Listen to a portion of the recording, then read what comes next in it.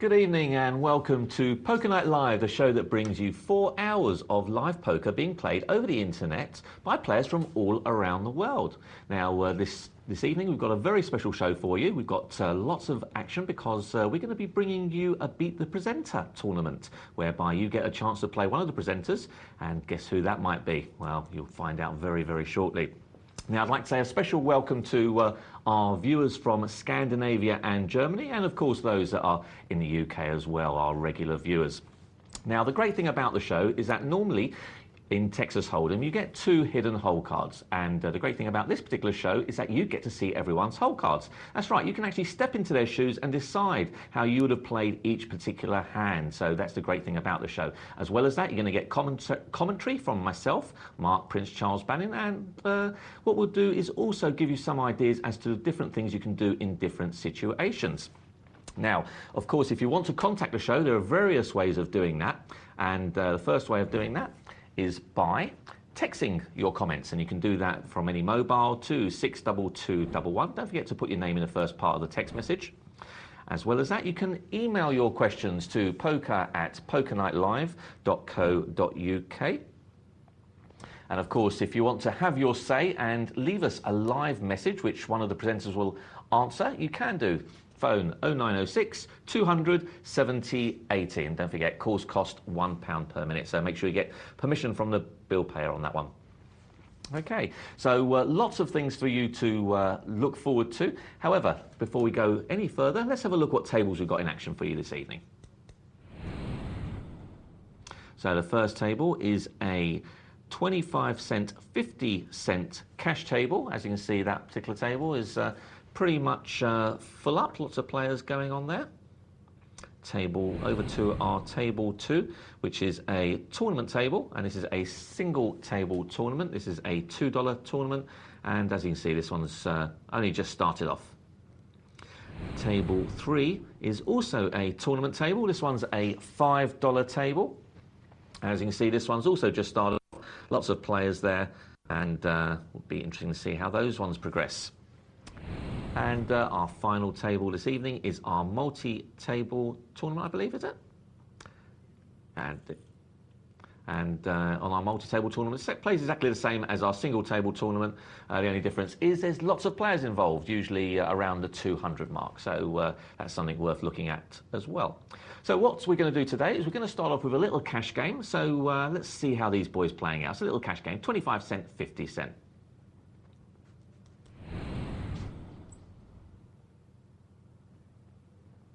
Now, I did mention that we'll be seeing a Beat the Presenter a little later on, and that will be yours truly. So a bit of royalty in the house for a change. Of course, we'll have also have our What's in the Hole competition, something new for me. This is the first time I've done a What's in the Hole. Sounds a bit rude, doesn't it? Be giving you some info on my little trip to Los Angeles, which I've just come back from. So look what happens there. Go to Los Angeles for a couple of weeks and the whole thing changes. So we're looking at our leaderboard, our current leaderboard at the moment. And as you can see, Rake Backrat with 70, Snap It on 69. So they would have started off, maximum buy-in for this is $50. If you want to sit down on this table, it's $50 tournament, $50 cash game, and that's the maximum you can actually sit down with.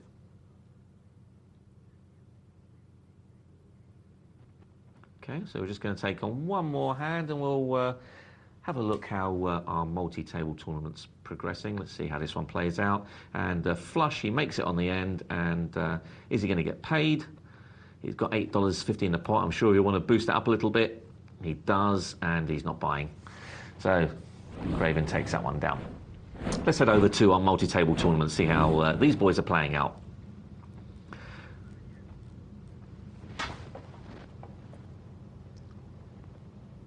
Okay, so let's have a look at this table, and I'll give you some info on that just in a moment. So we've got by the looks of it, the blinds are fairly low, so this one's only just started off. The great thing about it is that there's lots of play in these tournaments when they first start off. So what you'll tend to find is because there is so much play, you will see some different variations on how people want to play this particular game. They'll want to play it by either, usually, well, there's two variations you can play. You can either play a tight waiting game because you have got time on your hands, or you can afford to take some chances. So there's different views on thoughts on how to actually, play that particular style.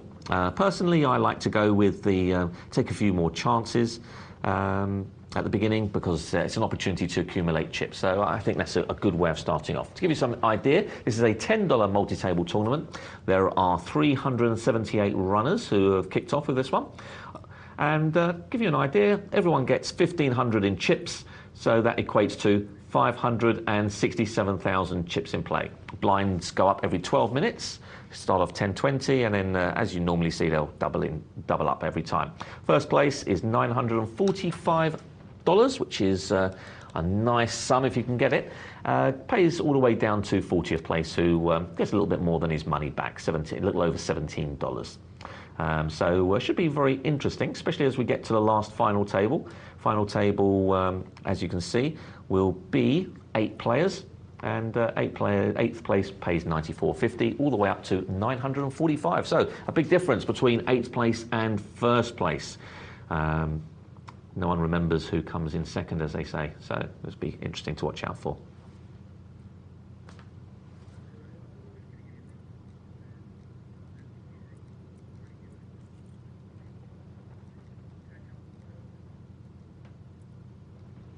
Okay, we'll just have a look how these guys are playing out for a couple of hands, and then we'll zoom back over to our cash game, see if anything interesting develops. So you can see that you might be wondering why Fab is playing a 3-8. It's only because he's on the big blind there and got a freebie. Climax making the most of that situation.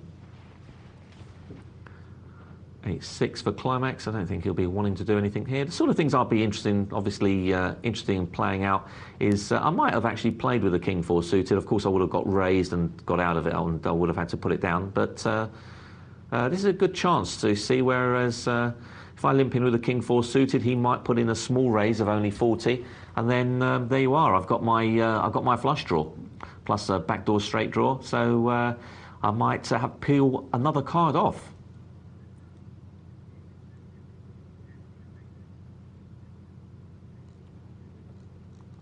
So just see how this one plays off. Well, look at that. He's got a set of aces now. So that's looking very, very strong indeed. Of course, Blue Orf is looking for a 3. That will make him a straight. And he's decided that he doesn't want to pay for that 3, and I don't blame him. That's a long shot. That's a 10-to-1 shot. 1 time in 11 he'll hit that straight. Not worth it. So let's head over to another table. And we've got the chip leader on this particular table, who's D. Taylor. As you can see, he's accumulated a lot of chips for this position. That's a very healthy stack indeed. If you can get anything over 4,000 in this situation, sorry, what am I talking about? 2,000 in this situation is great, because that means you've got 100 times a big blind. So he's got 7,000, which gives him 300 times a big blind, which is absolutely huge. And the blinds have just gone up, so he's actually got a little over 200 times a big blind now, but that is massive for this stage of the tournament. To have 200 times a big blind is absolutely huge. As you know, in your cash games, you've got lots of play, and that's only 100 times a big blind, so that puts things in perspective. Now, be interesting to see from his perspective how he decides to play, whether he'll play a sort of a slowly catchy sort of game, or whether he'll start going around bullying everyone. Probably not necessary at this stage, I think. People are going to be scared to play against him anyway, so you might as well just let them be scared. I think it's probably the way I would play it. No point taking too many risks. Well, that's a pretty good flop for ace-queen. He's only really worried about the 10. No one's going to be playing a 3. If he bets out, they're not going to call him with a 3 in a hand, so he's really got to be worried about the 10, and possibly a strong 7, or a 7-8, or something like that, which gives potential straight draw opportunities on future rounds. Well, Ruteki is just playing around, really. He's wondering whether his ace might be good too, but we can see it's not. And he's wondering, well, he has called with the bottom pair, and that's a very loose play. That's a very loose play, and I'm surprised Now, will Detailer give it another shot? Or does he think that he might be on some kind of draw? Let's have a look. And he does give it another shot. I really can't see how AA Rock can call here. Because for a bottom pair, this is, oh, it's not bottom pair anymore. But wow, he's either got a great read on Detailer or he just is a bit of a calling station. Unfortunately, if you keep doing that all the time throughout this tournament, you keep calling a bottom pair, there will be occasions, obviously, where your opponent does have top pair. So it means that you're drawing very thin. And Detailer thinks, well, I don't think I can bluff this guy off this one, so let him have it. And so, either a very good read or very calling station play. Well, let's head over to our third multi-table tournament. You can see there's the mother of all hands, 7-8 offsuit. It's up against queens on this occasion, though. What's he going to do? And it's worth peeling one off. Definitely for 30. He's made it cheap enough for him to do so. Now, this is not a good card for him because it now means that if he hits his 8, all it does is improve his 2 pairs very slightly.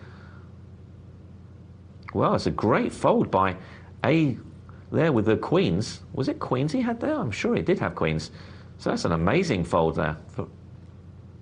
The problem is that really he should have bet him out of it prior to that. I think he was worried about the king, so that's probably why he let Loyalist in there.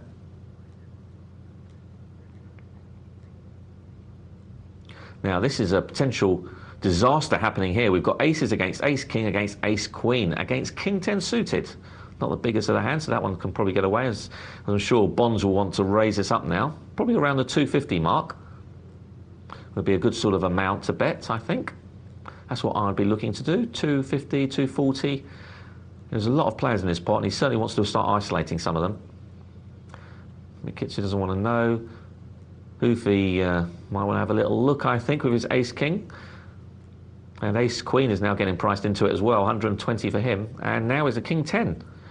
So we are going to see this. Oh, what a flop there for the aces. He's got his full house. And everyone else is drawing pretty dead.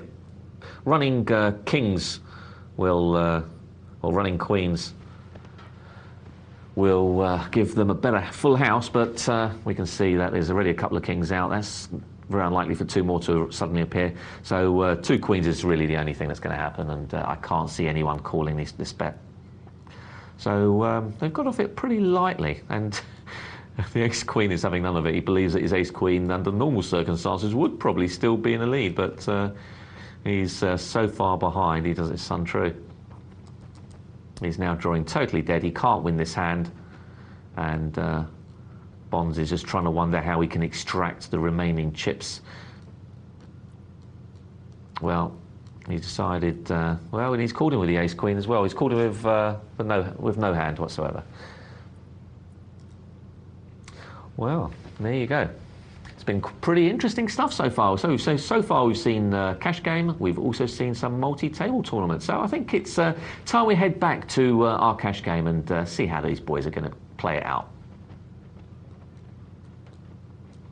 Well, there we are, back to the land of cash games. And this is where you'll find that most of the top professionals will actually be playing their cash games. I don't mean here on the 25-cent, 50-cent game, but I'm talking about this is how they actually pay for all their tournament buy-ins. You'll tend to find that's why a lot of the top players, the likes of Phil Ivies, Doyle Brunsons, they'll try and accumulate chips pretty early, and if they don't get chips early, then they go out and they go back down to their cash game where they left off and carry on making their money there. It's a normal structure now, that is, for some top players to go out trying to get chips early. And let's have a look at some pre-flop folds. Let's see who's been who's loose as a goose and who isn't. Well, we've got Paul Q, who's the opposite end of that. He's on 82%, which means he's folding, well, 8 times out of 10, 4 times out of every 5. So he's not seeing an awful lot. Having said that, 20% of flops, 18% of flops isn't too bad, Snap Hit, we know, plays a tight game as well, so he's up there. And we've got some tight players there, although we can see Rake there who's playing a very loose game. He's seen 60% of hands. Wow. And ironically, he's a chip leader at the moment, so someone's been paying him off. Let's see, it'll be interesting to watch his game. And there he goes. He calls again with a Jack-9 in middle-ish position. Not something I would like to do, really, but he's decided to do it. Let's see. Let's see if he gets punished or not. If a Jack appears, he's likely to get punished, but no. What happens is that Cyberduck's now got a inside straight draw plus 2 overcards. What am I talking about? He's got up and down straight draw and 2 overcards. Well, he hasn't got the overcards anymore, but he hits his straight. Very nice straight it is too. 9, 10, Jack, Queen, King. Of course, the 8 doesn't play in this straight. Otherwise, it would be 6-card straight, which you can't have. It's the best 5-card poker hand. You take all 7 cards, make your best 5-card poker hand, and whatever it is the winner. You can use either 2 cards from your whole cards, or you can use one of them, or you can use none of them. If there's a biggest hand is on the board, then that's what you play. Watching a 25-cent, 50-cent cash game. It's a $50 buy-in, which means that maximum buy-in for this table is $50. You can't step in with it to this table with any more. However, you can step in with less, and the minimum buy-in for this table, if you wanted to play, is $5. Of course, you can say, well, how do I play? Well, you do have to wait for a seat to open up, and as you can see in this particular table, they're all taken up at the moment. So this is what happens when you limp in with something like Ace-8. And he is getting punished now. Now, he's been check raised, and it's a shame he's made it such a big check raise. I suppose he's a little bit worried that he might have 10 Jack and he might be on a draw of some kind.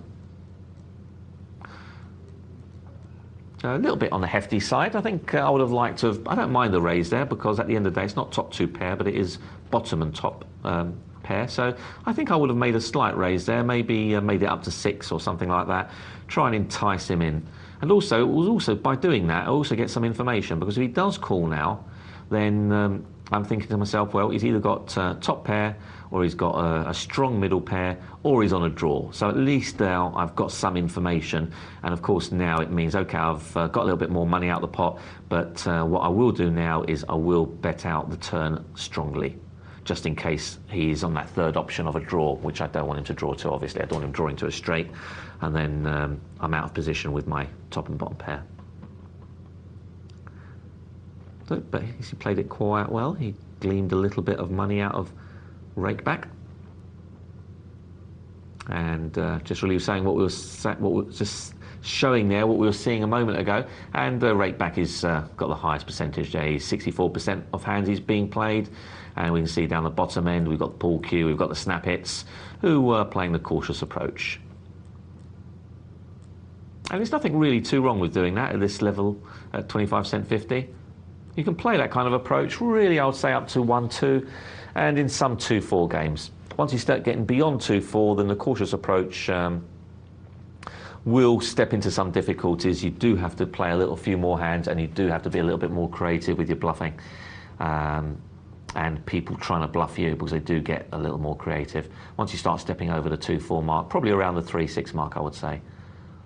Anything up to 1-2, a cautious approach will yield you a profit, and generally quite a nice profit as well, because players won't believe you to have strong hands, and they will keep paying you off.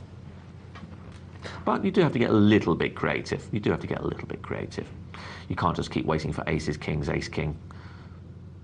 Do have to step in every now and again with a little suited connector, just to mix your game up. Otherwise it becomes very, very predictable.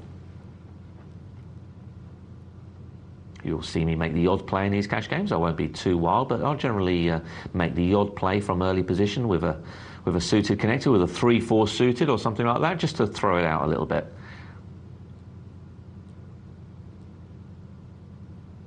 Because if you do play too tight, like I said, you just don't get paid on your good hands. That's the problem.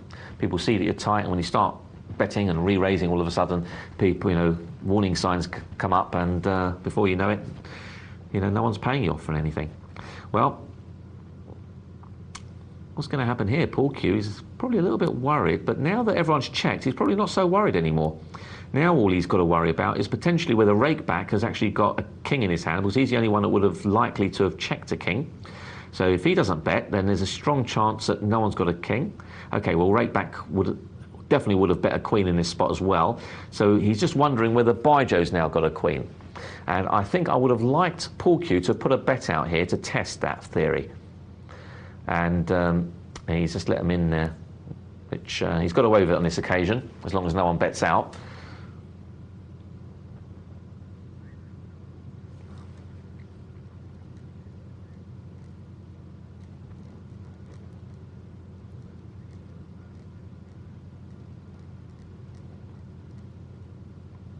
So that would have been, I think, a useful bit of tip there is that the only one that would have likely have checked out, just taking yourselves back to that hand, if you remember, it was a king, queen, 3 or something on that board. Paul Q had the pair of jacks. The only one that would have likely to have not bet a king would have been Rakeback. He's the only one that wouldn't have bet a king. Sometimes they would, sometimes they wouldn't. So the fact that it went round, it got checked round, coming back check round to him, if he had a king or a queen at this point, he would have bet, so you can safely say that he hasn't got a king or a queen. And of course, when the other guy didn't bet as well, that was clear indication. And on the turn is where Paul Q should have put his bet out, just in case he got outdrawn on the river. So going to our pre-flop action, we can see that there's Rakeback, who's got the most action going. He's been raising the most, he's been calling the most, and he's generating all the action on this table.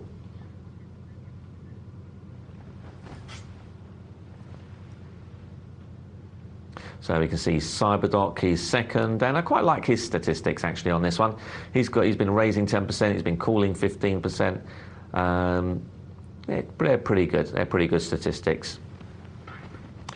Right, so we've been seeing quite a lot of varying action, and what we're going to try and do throughout the course of the evening is give you some tips on how to improve your game. Tonight is pro night, so it does mean that we'll be giving you some pro tips, and if they do get a little bit too complicated, don't forget, you can always text in the show, ask us any questions. 62211 is the text number, or as well as that, you can actually email the show, poker@pokernightlive.co.uk. So, I think it's time to go to one of our favourite parts of the evening, and that is what's in the hole. So let's have a look. What's in the hole? Well, I'd love to know who came out with this term, what's in the hole. I bet it was that Nick. That Nick is bound to have done it. Right, well, this is a continuation from yesterday, and if you were watching last night's show, past midnight, you would have seen that Zori has been having some action. So, Zori is in the big blind, and as you can see, he's a chip leader at the moment. Now, Posca has got ace of spades, so he's got the nut flush draw plus top pair. We did have top pair a moment ago. And what's in the hole? What could Zori have in the big blind? He's just been... Well, there, look at that. He's hit 2 pair now, aces and tens. He's playing it very... Well, he's got a 1200. Now he's gone all in. What could he be going all in with, is what we're asking. Now, could it be 7-9 of spades, possibly? Could it be king-queen of spades, or king of spades, x of spades? Or could it be a set? Now, I don't think a set is a good one for me, but anyway, that's not for me to tell you, because I don't know anyway. This is only guessing on my part. So if you have the answer to that, or you think you have the answer, text hole, the word hole, into 62211. There it is on your screen. And don't forget to put down your answer once you've text the word hole and your answer, 62211. And that's what's in the hole. We'll be giving you the answers at midnight, so you need to put those in by midnight, because from midnight we'll be doing our new What's in the Hole competition. And don't forget, all the right answers will be going into a little leaderboard. So we've got a live question, I've been told. So let's hear it.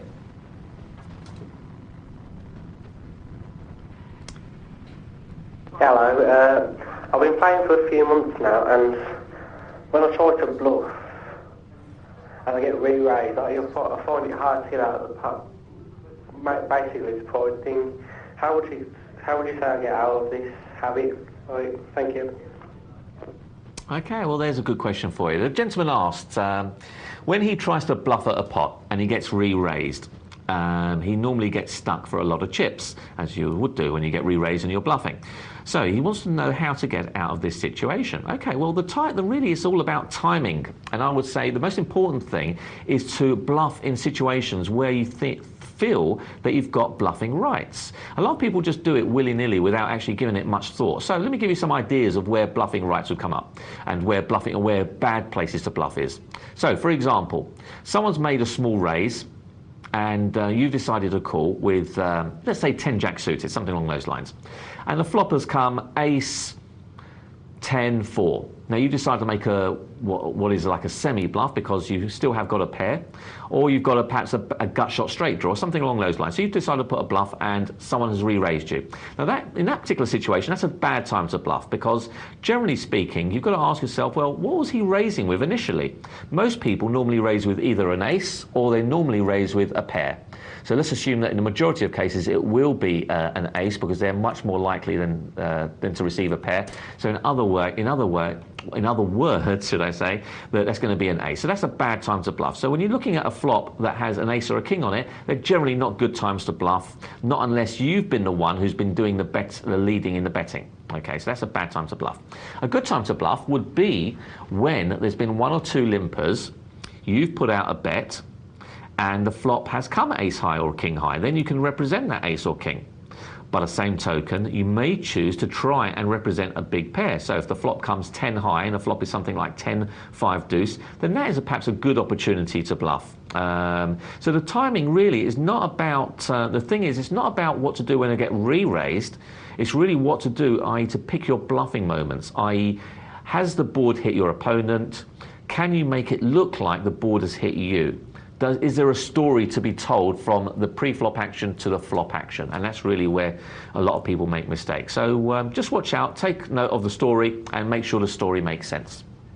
Okay, and don't forget, if you want to actually contact the show and give us a have your say message, it will be live on air, just like you just heard. The telephone number is there to ring. It's 0906 200 70 80, 0906 200 70 80. Leave your message or your questions on there, and it will be the selected ones, best ones will be heard live on air. So there you go. And don't forget, calls cost £1 per minute, so please make sure you get bill payer's permission.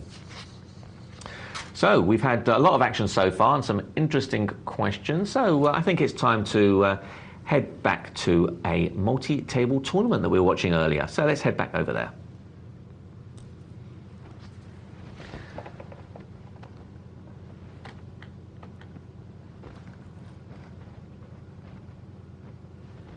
So we can see ace king. We can see blinds have risen up a couple of levels, so we're now on the blinds of 25.50. So it's starting to creep up a little bit here. Still okay for a lot of players. I think if you've got anything over 1,000 at this point, you're still pretty healthy. You can still peel off flops. It's not in desperate stakes yet. You can still try and play the game without thinking that you're desperate. Well, that's pretty unfortunate for Bonzo 1. He had his two pair counterfeited there by the two tens appearing, which means that it was aces and tens with a king kicker as opposed to aces and nines. That's a bit unfortunate there.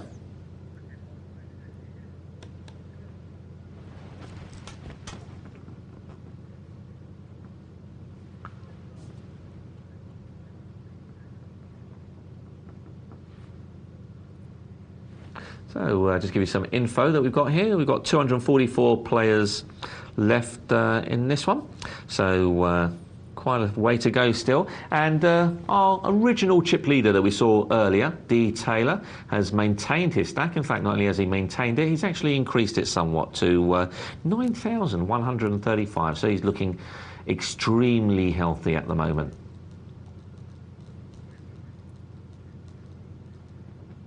So let's have a look how he's doing in the moment. We'll just take this hand in, just see if anything interesting progresses. Well, he's getting re-raised here, but I'm sure King Weasel's not going to put this down for the extra raise of 350, and he's not, of course. Oh, he nearly got out of it as well. 4, 5, 6, 7. An 8 or a 3 would have made him a straight, but there's not to be. So let's head back to our chip leader, D. Taylor, who's doing extremely well. Blinds are 25.50. He's nearly on, well, he's over 9,000. So he's nearly on 200 times a big blind. So that's fantastic. 200 times a big blind at this stage is enormous. In fact, it's enormous at any stage. So that's pretty good stuff. So a pair of jacks, and he's got bluffed off it by Danger Dino, as he is. So don't forget, if you'd like to contact the show, 62211 is the text number. And there it is on your screen, I believe.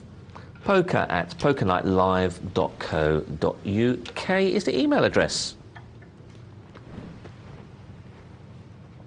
And there it is on your screen. Don't forget, if you are texting in, don't forget to put your name in the first part of the text message. Always nice to call you by name. And also, if you want to have your message aired live, you can do. 0906 200 7080. 0906 200 7080. Leave your message, and if it's a good one, we'll play it live on air. And if it's not myself, one of the presenters will answer it. Lots of new features on the show for you. Got What's in the Hole competition, which is where you guess what players' cards are. As well as that, we've also got the Beat the Presenter. And that'll be yours truly.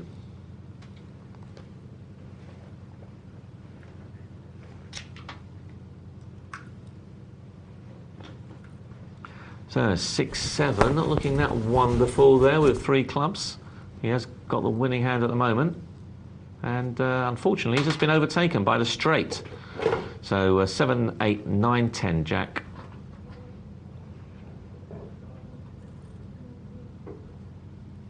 So straight takes on that one, which is rather unfortunate for McFinn.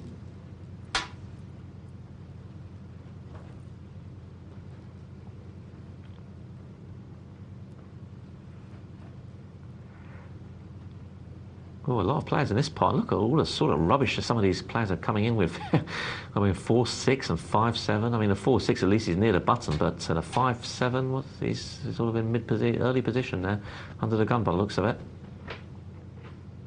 Hoping for a miracle. Don't forget, folks, if you are playing these, looking for these flush draws, just to hit a flush on the flop, to flop a flush is 118 to 1. So you're miles away from hitting it. Won't happen very often, and to flop a flush draw is about 8 to 1. So, you know, and then you're going to have to pay some more money to try and hit it. So, there you go. Won't hit it very often.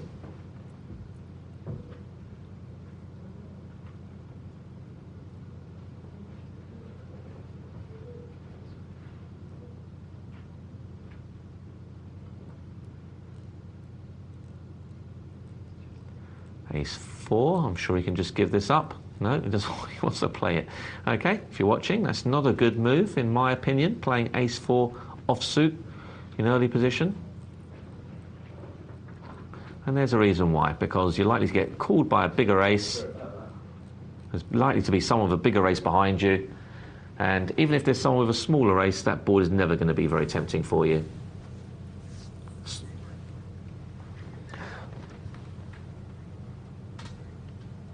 And I've got if you're wondering, I've got a special surprise for you tonight. You might have thought that it was just me on my Todd here tonight, but it's not. Oh, he's got out of that one. He's got out of that one. That 6 doesn't play anymore. It's aces and 9s with a 10 kicker, so he's been very, very fortunate. He should have got, well, the AA rock. From best hand, he might not even win it at all. A moment ago he had the best hand and he's thrown it away. Gosh. Well, what are you playing A6 for?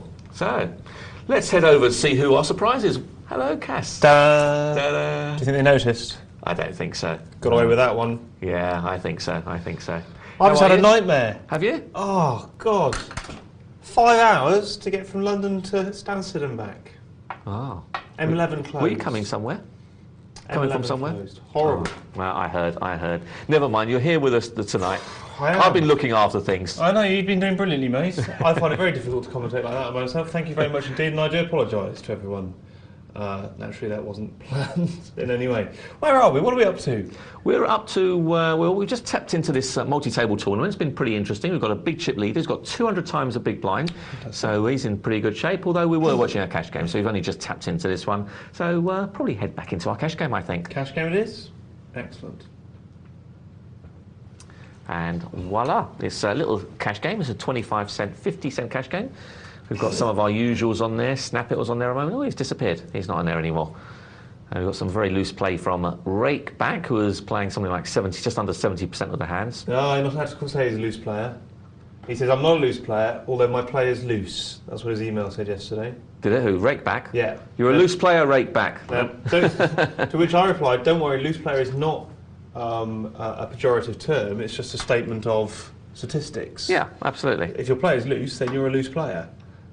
He said his players like Gus Hansen's. He's tricky, and then he gets paid off when he's got big hands. Absolutely, I don't mind that play at all, being a loose player, and that's not a bad thing, Rakeback, because I'll tell you one thing, that as the stakes increase and as you decide, if you decide to move up levels, you'll find that you do have to open up your game. Playing a very tight game at these levels is good because people pay you off regardless of you know, what you've been doing in the previous times. You know, even if you've been playing tight and they've seen you've been playing tight, they'll still pay you off. But as you move up to games, you know, 3, 6 and beyond, you'll find that people will be taking note of your play, and if they see that you're tight, they won't pay you off when you make your hand. So this is where you do need to be very tricky on the bigger level games. You know, so that's not a bad way to start off. It just means that you'll have a lot more variance. It means that you're likely that your bankroll is to go sky high 1 minute and down in the gutter the next. So that's the only difference really between your style and others. Makes it more exciting as well, of course. How have you been, Mark? Yeah, pretty good. I've just come back from my little trip in LA. It's fantastic. I see we have a question. An email has a question about that. Oh, really? Okay. Yeah, we'll get to that quite soon. Asking all about your trip to LA. Before we get to the actual question, just heads up quickly, what was it like? Excellent. It was. I had a chat with Nick beforehand, and he was saying that how you and Tim used to rub your hands with glee when all the LA poker mob used to come into Vegas, and I can see why. It is unbelievable. I've never seen anything like it. No. If you go there and you see the kind of play, I mean, loose is. I've just never seen anything like it. You get people calling for gut shot straight draws with getting no odds at all. They're calling for gut shot straight draws. They're calling them with the diamonds on the, the board is beset with diamonds, and they're calling for gut shot still. It just makes no sense at all what these guys, they'll limp in with, they'll in fact call raises with Queen 4 offsuit in middle position, all sorts of stuff. And it is everyone. That is the thing. It's not just one, it's not just like 1 or 2 players. I'm talking about everyone is doing it. And it's just incredible. And why is that, do you think? Why is Los Angeles the... I can't tell you. No. I've never seen anything like it, and I don't think I ever will. I've never seen it. It is worse than the internet. I actually said, and I'm not, no lie, I actually said it is almost identical to, it's not like even like a 1 cent, 2 cent game. It's like play money. Yeah. It literally is like they just don't give a damn and they're just playing play money.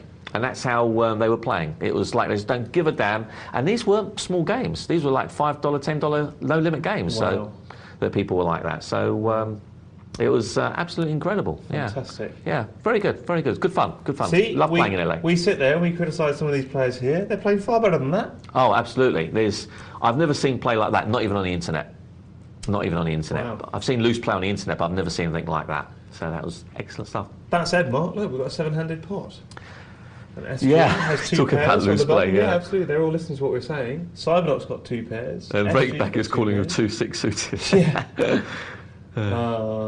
Here we got Baijo. He's got top pair with a good kicker. Yeah, I Q's nowhere. SG just laid down 2 pairs there, didn't he? SG just laid down. I missed Queen that one, 8. did he? I think he just laid down Queen 8 because of Cyberdock's substantial raise with 8-9. Yeah, he's thinking that he's perhaps got 10 jack, I suppose. 10 jack's likely holding. Yeah.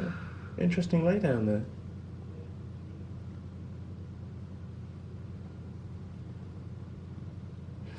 Well, Cyberdoc is now indeed best and getting his money in with it. Ratplu's got to make a decision here.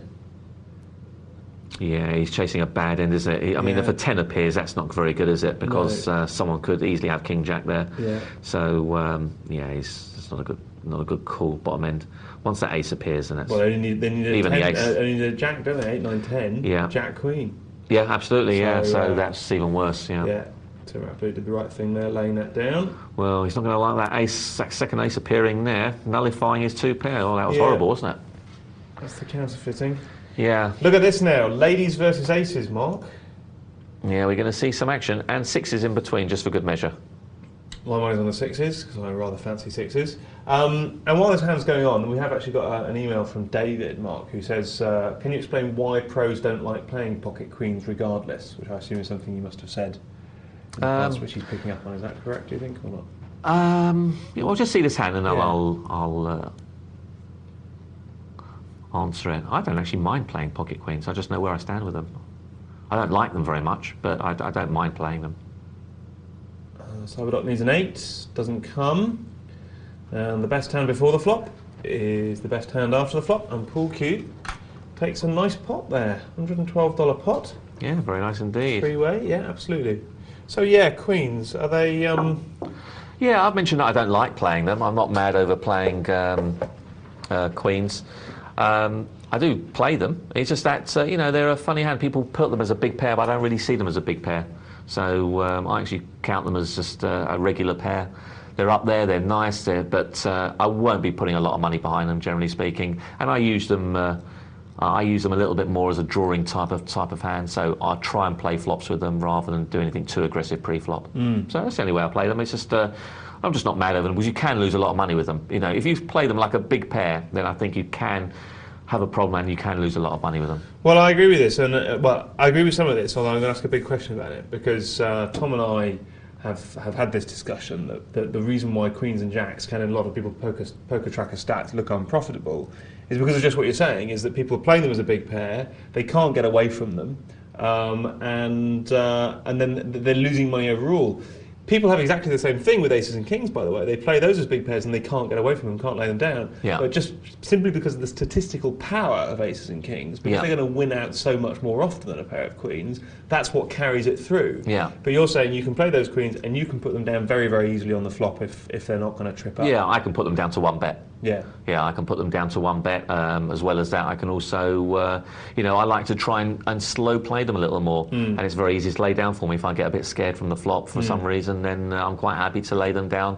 But at the same token, if I do slow play them, then I can get paid off with them as well. So I seem to get the best of both worlds with them. Now, I agree with that, except that's going to lead a lot of people to ask a very specific question, which is, if queens aren't a good hand, that only leaves 2 hands in the whole of Hold'em that are good hands, doesn't it? Aces and kings. So how do we, if someone's sitting there thinking, what on earth do I play pre-flop then if I've got to play these with caution? First of all, I must correct you. You have left out 7-8, of course. I understand that. Okay, just to clarify that. But of course, people have got to say, well, yes, there are only 2 hands. However, Hold'em is not a game of 2 cards. It's a game of 7 cards, or anywhere between 5 and 7 cards, which means there are 3 rounds, and you're not just playing the 2 cards, you are playing a game. And the game is there's a lot more than just starting hands. And play your queens, play your jacks, and play kings, play aces, and play other hands as well. But it's how you play them after the flop that counts as well. You can't just play them, okay, I'm only going to play them pre-flop, and then I just have to hope that my 1 pair is good enough at the end, which is probably all you're going to end up with. What about if there's an early raise, Mark? Would you call with a pair of queens with an early raise? It depends on the player, I think. Okay. Yeah, it depends on the player. If it's a loose player, what I might tend to do is and it depends whether, obviously, if it's a cash game or a tournament. If it's a cash game, then I'll be more inclined to probably stick a raise back. Right. More than likely stick a raise back, only because I want to build more into the pot. And if an ace or king appears, then I can probably throw it away. Right. The kind of raise I'm talking about is not a substantial raise. Generally speaking, it will probably be just a minimum raise. Okay.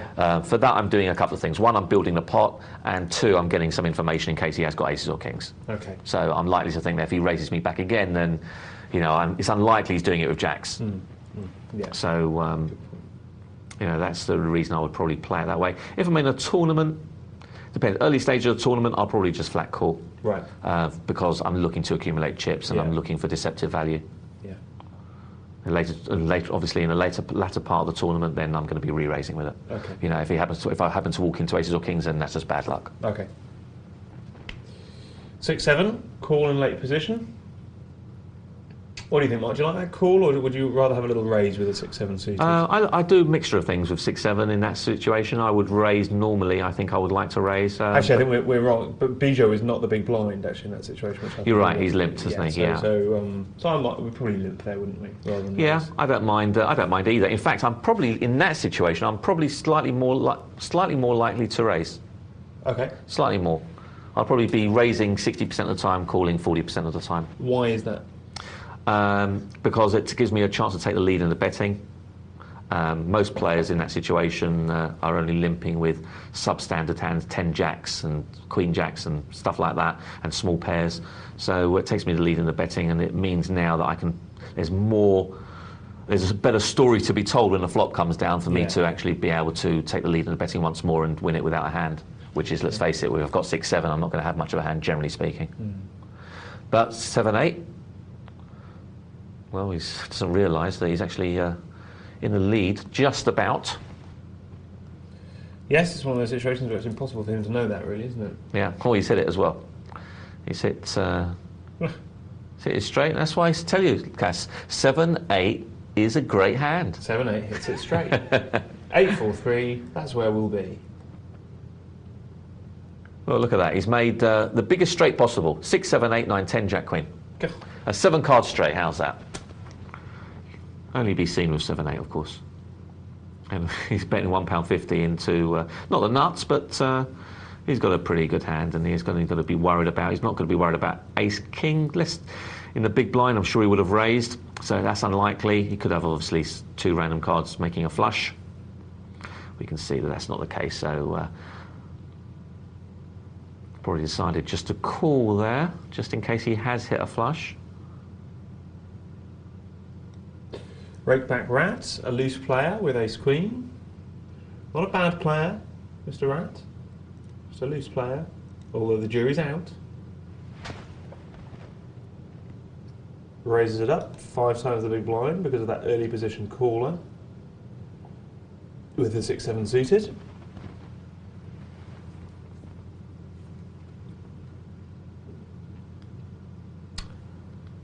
Pool cue now with Ace-Jack. Mark, I don't think he has a call here for me. Ace-Jack plays bad multi-way, plays bad with an aggressive raiser. Yeah, no, I agree. The one thing that might sway him in decision of calling, though, is the fact that he's on the button. Obviously, if he's in a small blind, big blind, it's an instant throwaway. Button might tempt him, but he's decided not to, and I don't mind the fold. I think that's the better play, is the fold in that situation. Yeah, I mean, I know what you're saying about the button. I don't mind calling on the button, let's say, with 7-5 suited sometimes for a raise because it's deceptive value. But with Ace-Jack, if it comes down, if you hit your ace, the other guy's going to have it as well because it's not like you've got live cards. It's not that kind of call. It's I'm basically an out-kicked kind of call. Yeah. I mean, the way I look at these hands, Cass, I'm a little bit different to you and Tom and probably Nick as well, I think, and maybe even James, I don't know. But I tend to look at these situations because I tend to play a slightly looser game than the other commentators in cash games anyway. I tend to I would tend to sometimes call with a hand like Ace-Jack in that situation, but I'm reminding myself of the case that watch out for the guy having Ace Queen, Ace King, and I'm watching betting patterns to try and establish whether, when the flop comes down, whether he's likely to have Ace Queen or Ace King, and how I can prevent him with Ace Queen or Ace King from scaring me off this pot, just in case I have got the best just in case I have got the best hand. So I tend to sort of play them a little bit more, which is okay if you can keep reminding yourself of that situation. Just like if you're going to keep reminding yourself of the situation that you're in the big blind and you've been forced into calling a bet through pot odds or through whatever reason with a sort of a semi-marginal hand, and as long as you can keep reminding yourself this is a hand I normally wouldn't play because it is the big blind, then it can get you out of trouble as well sometimes.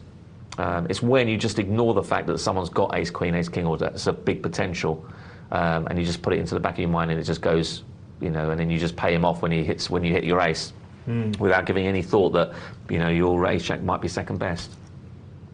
But it is more dangerous, that's for sure. So, top pair for Kurt. So our talker David was asking us about the LA trip. I'll be talking about that with you a bit more later on. Cass? Yeah, we've only got a little bit of time before the break mark, so I don't want to get into that discussion just yet, but I do want to answer an interesting email here from Dean. He says, hi, if you can expect to earn an average of 1 big bet per hour at a limit table, what is the expected average win weight for a winning player at a no-limit table? It's an interesting question. What do you think, Mark? I think it depends on the levels you're playing at. Okay. However, I mean... Do you mean that obviously you're going to win more on a 10-20 table than a 10-cent, 20-cent table, but you mean it would actually vary in relation to the big blind? Exactly, yeah. And I don't know whether you can actually equate it to the big blind like you can in limit. I'm not really a limit player. I know that's your forte, so you'd have a better answer than that on me. Not last night, it wasn't. Okay. Having said that, I have started playing a little bit more limit recently, but just to mix my game up a little bit. But I would say, in an hour, this is from personal preference, I'll be looking to make anything around 75% of the buy-in for the maximum buy-in. That's really what I'm looking at. Okay. So if I'm playing a 2-4 cash game and a buy-in is, well, it depends what kind of game you're playing at, but if it's $400, I'll be looking to make around about 300. Do you mean on average, or do you mean in that session? In that session. Okay. Yeah, but that is over 2 tables. Right. I will say. So I'm talking about 75%, so it really equates to probably around 37%, something like that. Okay, cool, excellent. Right, folks, we're coming to the end of part 1 here on Pokemon Live, but we've got tremendous excitement in parts 2 and 3. As you know, we are playing Beat the Presenter, fantastic new addition to the show. Every night, 11 PM, Pokemon Live Presenter will be sitting down and putting their wits against you. And you'll be watching that every night from about 12 PM. So do not miss that, folks. Come back for that. I don't know if it's me and Mark yet. We'll fight that out. We'll let you know as soon as we come back here on Pokemon Live. See you then.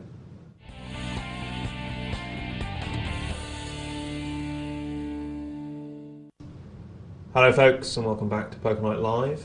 Mr. Banin is currently playing a tournament, so shh, don't disturb him. I will be holding the fort and taking a few emails and all sorts of other things. In fact, I think we should start with a bit of looking inside the hole. What do you reckon? Let's see what's inside the hole tonight. Here she comes. Tricky one, this one. They're all difficult if you don't know them, aren't they? As Chris Tarrant says. So, folded round, Zori in the big blind. Calls on the button. Zori just checks. Ooh, Pozza's got the ace of the flush. Draw. Zori checks. Pozza bets. Zori calls. What's he calling with, I wonder? Has he made a straight? Has he got a made flush? Has he got a pair? He's got nothing at all. Now Pozza's got 2 pair, aces and tens. Pozza thinks about it, bets out about half the pot, and look at that, Zori comes right over the top. Right over the top. Well, tricky. What's Pozza going to do? 2 pair, possible flush on board, possible straight on board, all sorts of possible trips, folds. What does Zori have? Text your answer. Text hole 2. 62211, 62211. Remember, we have some sort of leaderboard mechanism working where you will be recognised over a period of time as the best reader of hole cards in the nation. So good luck with that. What does Zori have in the hole? 843. That's where we'll be. 843. Anyway, Mark is busy tapping away, talking and typing in the tournament. You're not allowed to tell us how you're doing, Mark. So, okay, I won't. I'll keep it stum. Meanwhile, we've got an email here from Chris, who says, "Hi there, love the show. Watch every night whenever I can.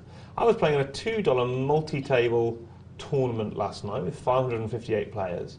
Cut the story short, after 5 hours, it was 8 AM this morning, LOL, we were down to 2 people. Wow. I've been playing semi-cautious throughout the tourney until we got heads up. I've only been playing in tourneys for 2 weeks, so not a lot of experience with heads up play. And at the minute, I'm playing pretty much every hand as he has only 2 cards. Now, just to make it worse, I'm 3-1 chip leader with approximately 600k to 200k, but in the end losing after around 7 hands. What are your tips for playing heads up?" Okay, interesting. The thing about heads up is you've got to be aggressive. In fact, I would say that in the last 4 or 5 players of a multi-table tourney, or even a sit and go arguably, my style changes about 4 or 5 times. So crucially, about 5 players, certainly 6 players, I'm still playing relatively tight around that time. Around 5 or 4 players, I start opening up, particularly in a sit and go, because then we're getting down to the bubble. And I want to start really bullying it, because a lot of players will fold to me, if a lot of players are folding to me. Bear in mind, as that becomes more and more well known as a strategy, then fewer and fewer people do it, because they know that it suddenly becomes incorrect to do that. So it's interesting, as poker goes through its different incarnations, players' styles change and you have to change to adapt to them. A lot of what we say is correct play is only correct play because of the reactions of other people. As those reactions change, it ceases to become correct. 3-handed, I have a little strategy, which is if I'm on the button, perversely, ironically some might say, I'm not particularly aggressive on the button when it's 3-handed because I want to give the other 2 a chance to knock each other out. So unless I've got a really good hand on the button, 3-handed, and by which I mean pairs higher than jacks, to be honest with you, I'm going to be quite cautious and try and win by folding, as the Zen Master would say. But then when it gets heads up, you really want to be playing at least 70-80% of hands and applying pressure all the time. The worst situation to be in a heads up tournament is with lousy cards when you know that if you go all in, he'll call. But when you've got a 3-1 chip lead, you can still afford to be raising with things like 7-5 because the guy can only afford to call all in with a decent hand. And if you're raising with 7-5, you've probably got live cards anyway.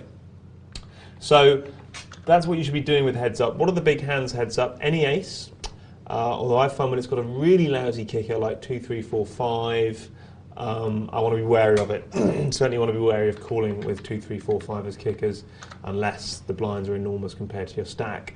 And the reason for that is that you're such a small favourite against any other 2 cards, King, Queen, Jack 10, Queen 8, what have you. Such a small favourite against those and such a massive underdog against another ace. What else is big? Your big kings, King, Queen, King, Jack, King 10 are obviously big. Even down to Queen, Jack, that's still big. And pairs really down to about 6s, I would say, are still big. 5s and certainly 4s, 3s, 2s suffer from the same problem as aces and ace 2, which is you're probably not that big a favourite because he's almost certainly got 2 bigger cards than you, and you could be a massive dog to a bigger pair. But 6s, 7s, I'm starting to get happier. 8s, 9s, 10s, and once you get above that, you're in a real powerhouse world. Heads up. Dan Harrington has some interesting things to say about heads up, which is that it's rarely incorrect to call from the small blind as long as you've got lots of bets in proportion to the lots of big blinds in proportion to your stack, because you're getting 3-1 pot odds, and if you do hand matchups, it's very rare that you're worse than 3-1. So some interesting thoughts there from Mr. H. Anyway, I hope that helps, Chris. A couple of random thoughts there, really, rather than a structured, sweeping statement of an answer. But do get back, stay in touch with the show, and keep watching. Okay, folks, that said, let's get back to another cash game. Oh, it's not a cash game. We've gone back to the big bogey. It's the MTT.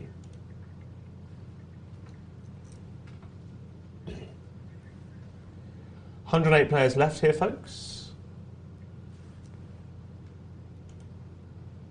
From a starting field of 378, so we're about a quarter left. Just a little more than. And our big stack, is it the real?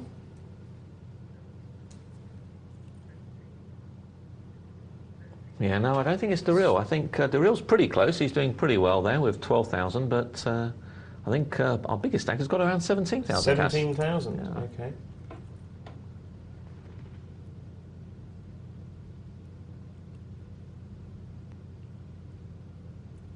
Rajan made his straight on the turn while I was wittering away there. And poor old Rajan doesn't get much from that, but at least he's doing better than our small stack with just 830 at this stage. But look at that, blinds only 100, 200, so really what we're looking at here is quite a tanked up field. That's a technical term.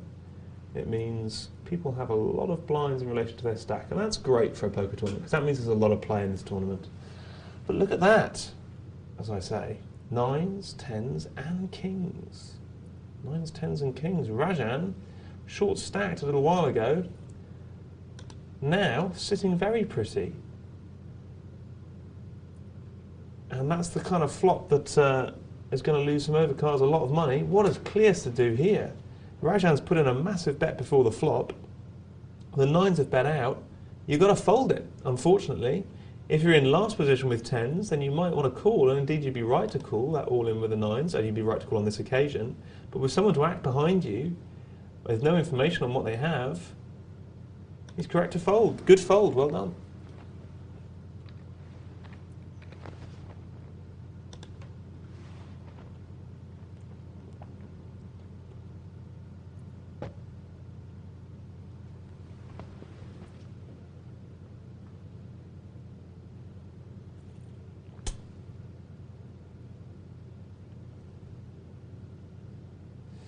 Checking around, 3, 4, 5, 6 is not the best hand here, ironically. That goes to the big card, the big king.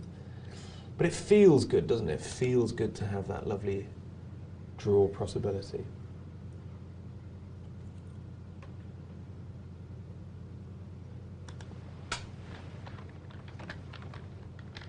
Now we've gone up to 4 to 1. To hit our draw. There's a pair on board, which is all looking ominous. The guy's still betting into us. And he's given us sort of exactly the correct odds, but Greco's saying, well, you know, it's a tournament. I just don't want to waste my chips like that on a draw. And to be honest with you, I'm inclined to agree with him. Here we are at another multi-table tournament, and there's our friend Mr. Ken Hawkins, seat number 1. It's Snap It.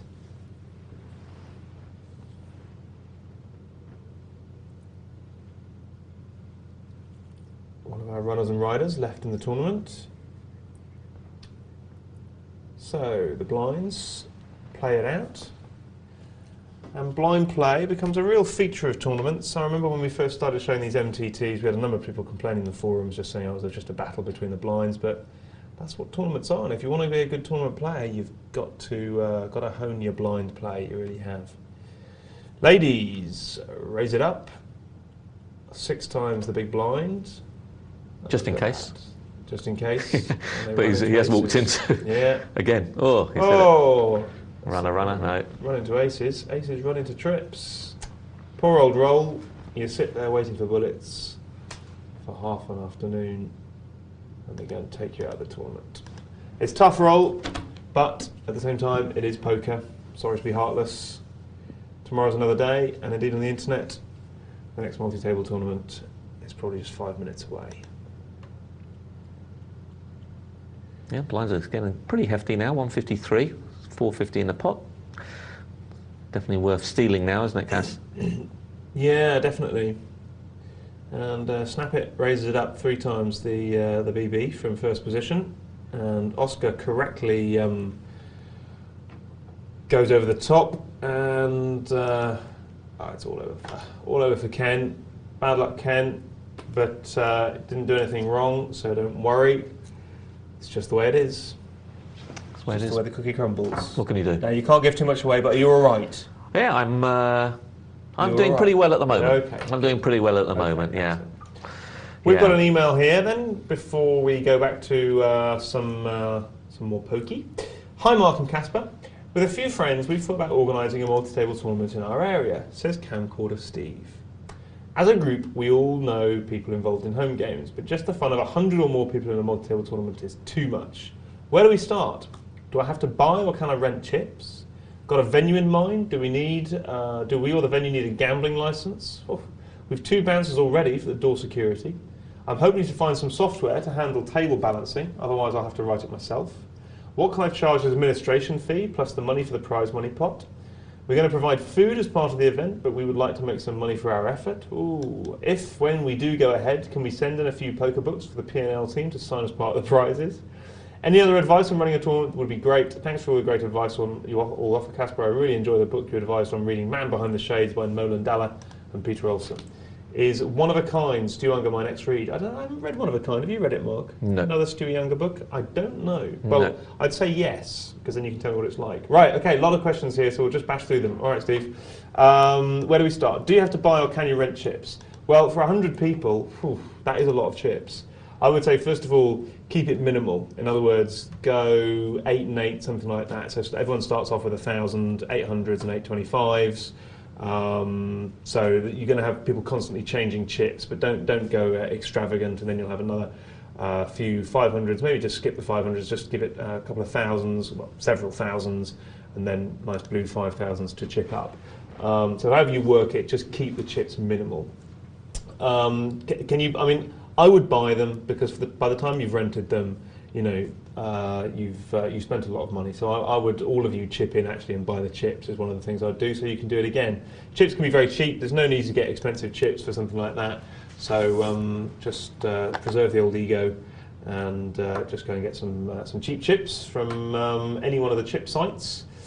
Type it into Google. Got a venue in mind. Do we need a gambling license? Okay, well, this is the great intangible about poker at the moment. Some questions that you answer below might change this, but technically, to stage just a poker game where no organisers are profiting, currently you do not need a gambling licence, is my understanding. As soon as owners start to profit, well, then it becomes a bit more complicated. And the guy we really need to speak to is Mr. Barry Martin, isn't it, Mark, to answer that question? Absolutely, yeah. As to whether you need a gambling licence. Because it's a moot point. Barry's argument at the moment is that poker is a game of skill. It's not a gambling game like roulette, and therefore it shouldn't need a licence in the same way. But we have to wait for that to be argued through in the official channels. You've got 2 bouncers already for door security. Well, that's good, you know, in one way, because if everyone's going to be paying £10, £20 overall, maybe it's a $5 rebuy, something like that, then that's going to be a good 2,000 or 3,000 quid in the kitty. So you're going to need some bouncers to look after that with 100 people bobbing around. You're hoping to find some software to handle table balancing, or you'll write it yourself. There are some good programs. I don't know what they're called actually, but there are a couple of good clock programs, aren't there, for tournament a PC? Clock, tournament clocks for I think PC. if you type something like tournament clock into Google or something, it will come up. You'll get something like that. But you don't need that, and you certainly don't need it for table balancing. I mean, there's nothing wrong with doing just using a watch, to be honest with you, or just a little countdown clock with a timer. I mean, we never used anything more extravagant than that for tournaments for a long period of time. I remember in Vegas, the Orleans had tournament software, and it was considered quite, posh. I mean, the Mirage didn't have it, for example. If when we go ahead, can we send a few poker books in for the P&L team to sign as part of the prizes? Of course, it would be a pleasure. Now, here's the contentious part. What can I charge as administration fee and the money for the prize money pot? We're going to provide food as part of the entertainment, but we'd like to make some money for our effort. That's where you get into a bit of a tizzy, I'm afraid, Steve. I know you'll have put a lot of effort in, and I know you deserve to have some money, but as soon as you start profiting from the game of poker, then technically, at the moment, you should have a licence. And if you don't, it's unlikely, but technically the police could come in and close it down and arrest you. So that's a judgment call that you've got to make, and I absolve myself from any responsibility from that decision, I'm afraid, Steve.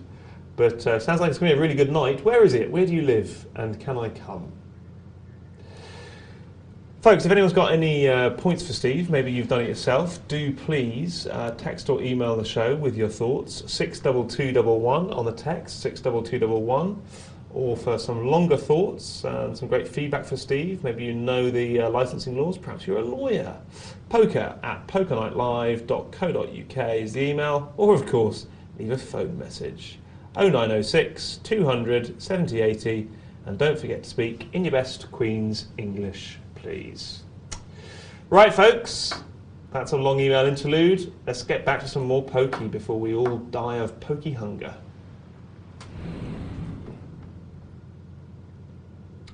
25 50-cent cash game, something I really love. And something that Rat Blue obviously loves as well, because he's raising it up 2 times the big blind with 9-10 suited. Mixing it up like a loose goose. And there's a leaderboard for your delight and delectation. Just in case you can't read some of the figures underneath the players' names.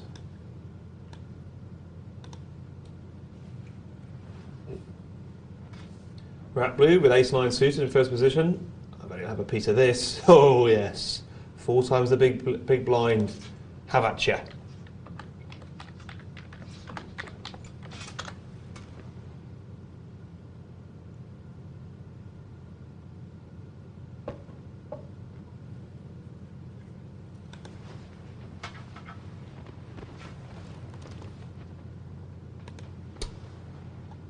Pair of Cowboys for Craven, and Ace-Jack suited in the small blind for Rakeback, who has a 70% chance of losing a lot of money here, given he has a 30% chance of hitting his ace.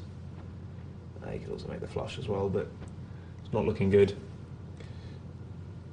Let's see how Rakeback plays. Fortunately, he hasn't hit the jack, so he's got some ability to get away from it. Kings are betting out, I'll wager. Does Rakeback put that down? Good, he puts it down. Yeah, so there we go. Rakeback demonstrates that he may be a loose player before the flop, but he knows how to play even over cards on the flop. Clever girl. Pair of 10s. Raises it up.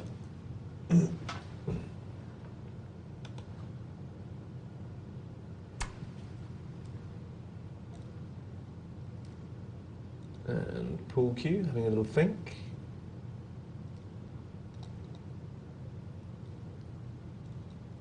Puts it down, as I would. Don't want to get suckered into that before the flop, simply because there's so many better things to do with your money.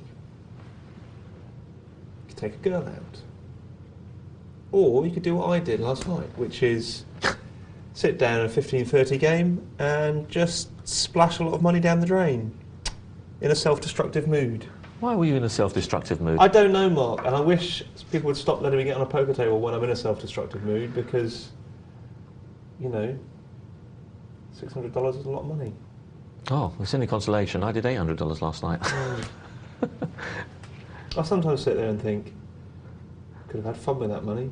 And it wasn't like it was, you know, a sound investment into a pot. It was just me splashing money around pointlessly. It's very unlike, very uncast-like. Yeah, you know, there I am sitting here talking about psychology, and the reason I can talk about it is because I've sat on both sides of the fence. I think you can only think about that with alacrity if you've, you know, if you've had that self-destructive streak in you and you've seen it. Some people don't have it at all, or some people have it very rarely, let's say. But I'm one of those people that needs to fight it. And that's why I've gone to the bother of reading books about how to do so, which is why I sort of offer that advice. As Geordie makes a fluky 2-pair and cracks the Cowboys. Poor old Paul Q. Never nice when that happens.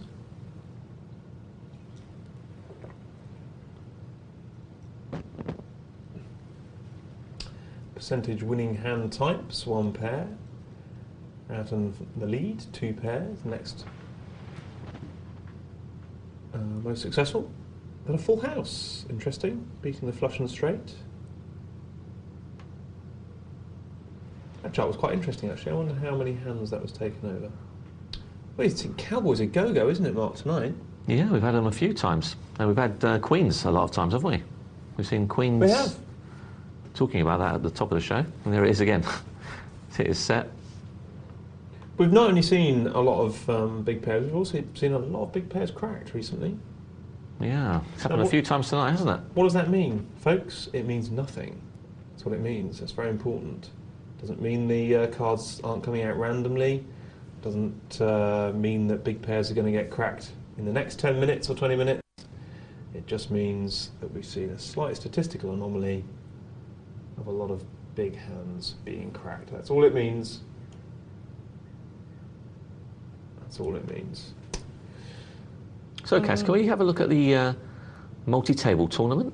See how that one's going on? We certainly can, yes. Let's drop in.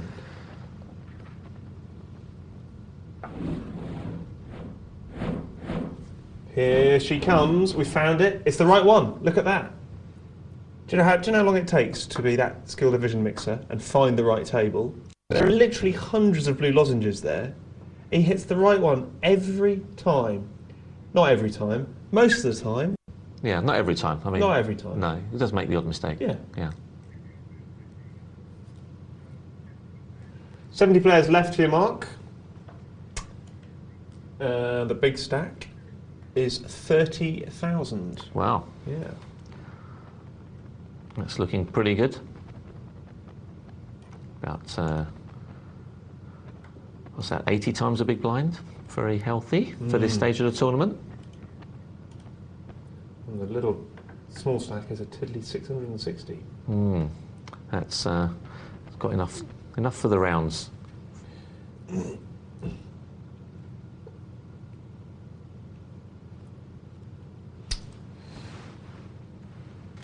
So, 7 Jack is worth a call, apparently. Yeah, apparently. Mark, you're a loose player. Do you like playing 7 Jack? No, I wouldn't play that on the button, never mind. Under the gun. He's not even under the gun. No, he's he's got the button by virtue. I think he thinks, I've got a big stack here, I'm going to play for a bit of implied odds fun. Yeah. It's worked out okay for him in as much that he's got position now on the rest of the field. And I like the bet by Snellis there. He thinks that there's a good chance his 2 might be winning with that kind of board, 2, 10, 5. He's only really worried about the 10. Now he's perhaps wondering whether Detailer is thinking, well, what could he have? He's got a 10? And he's just called me? Why didn't he re-raise me if he's got a 10? That would be my thought, but there's not a lot you can do really at this point. Probably going to give it up, I think. And sometimes you have to throw away the best hand, and he's got it, but he hasn't got position, and he's got a horrible kicker. He doesn't know where he is. And he's got no redraw. So, pretty much a throwaway hand. That's a good bet by Detailer, though. Read the situation well. I was hoping, obviously, to hit his ace or jack. Dave Parade has obviously found a tick box marked call. Just call for the next 5 hands. Just keep calling.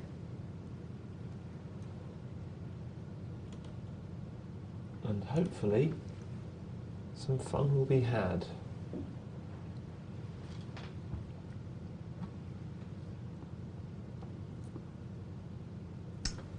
Wow, he's got 35 times the big blind. They've all got a lot in relation to the big blind at the moment, Mark. I don't know why that is particularly. A lot of players knocked out quicker than usual. I don't know. I've always found on here that they've had a lot of play. I've always found this tournament to have quite a lot of play in it. There are little spells, little dips where there seems to be a lot of people going out because of the lack of play. But I know, generally speaking, it seems to have quite a lot of play. Always when I've seen the final table, it always seems to be lots of play at the table available. Yeah, the final table are massive. Yeah, definitely. Agreed.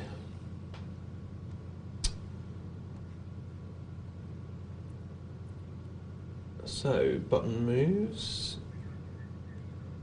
And Dave Parade can't click call at this point because he's already in the pot. In fact, he's the biggest better in the pot as the big blind.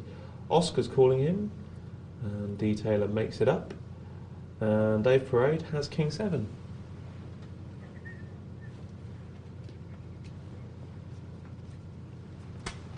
So it needs a 5, does Detailer. Make it straight. Top pair for Dave Parade. And he's done the right thing. Check raised with a sort of a weakish type of hand. Is that the right thing there, Mark? Because, I mean, if you've got such a low top pair as a 7, the danger of check raising is if the other guy doesn't bet... It is dangerous. You give him a chance to hit a free card bigger than your 7, don't you? Yeah, it is a problem. It is a problem. You have to decide whether, you have to weigh up what the chances are of that guy doing, and it's really, you've got to know the person. That's the thing. If he's an aggressive player who will bet out with anything, because he just likes to try and take it there and then check raise might be the right thing to do. But you've got to know that person that he's going to do that. Yeah. Now look, Mark, I tell you what, I absolutely love this show, not because I'm on it, but because there's an email here from James who epitomises the generosity of this poker community. He says, "Hi guys, heard you speak about tournament clocks earlier. I've actually found a really good one at the following website. It's www.tournamentdirector.com. Tournamentdirector.com. He says, not sure whether you can mention the website. Nor am I now. Well, we'll have to see. However, the clock is 100% free. 100% free. Now, that's actually a great shout. Tournamentdirector.com. I bet there's all sorts of great stuff about running a tournament there. I'll be checking it out after tonight. I'm sure we all will. Let's get back to another cash game. This poker comes non-stop. Here it comes.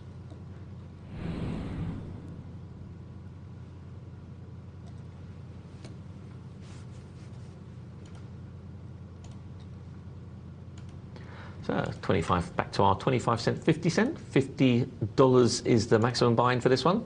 $5 is the minimum. And as you can see, some of these guys have got, in fact, practically all of them have got more than $50, bar 2. So there's been 1 or 2 players come and go, obviously, and left their money behind.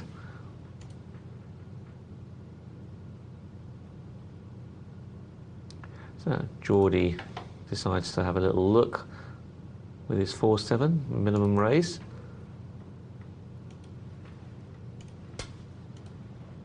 And this G with a 6-8 decides not to bother.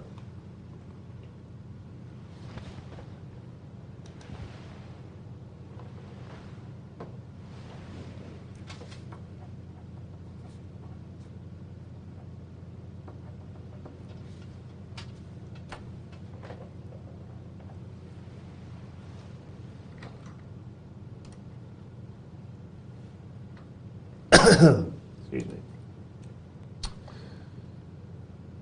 Oh, I'm sure he'll call this, if not raise, probably raise it, knowing him. No, he just called. I think Rakeback just likes to see cheap flops, which I've got no problem with. And then I think he plays the flops pretty intelligently.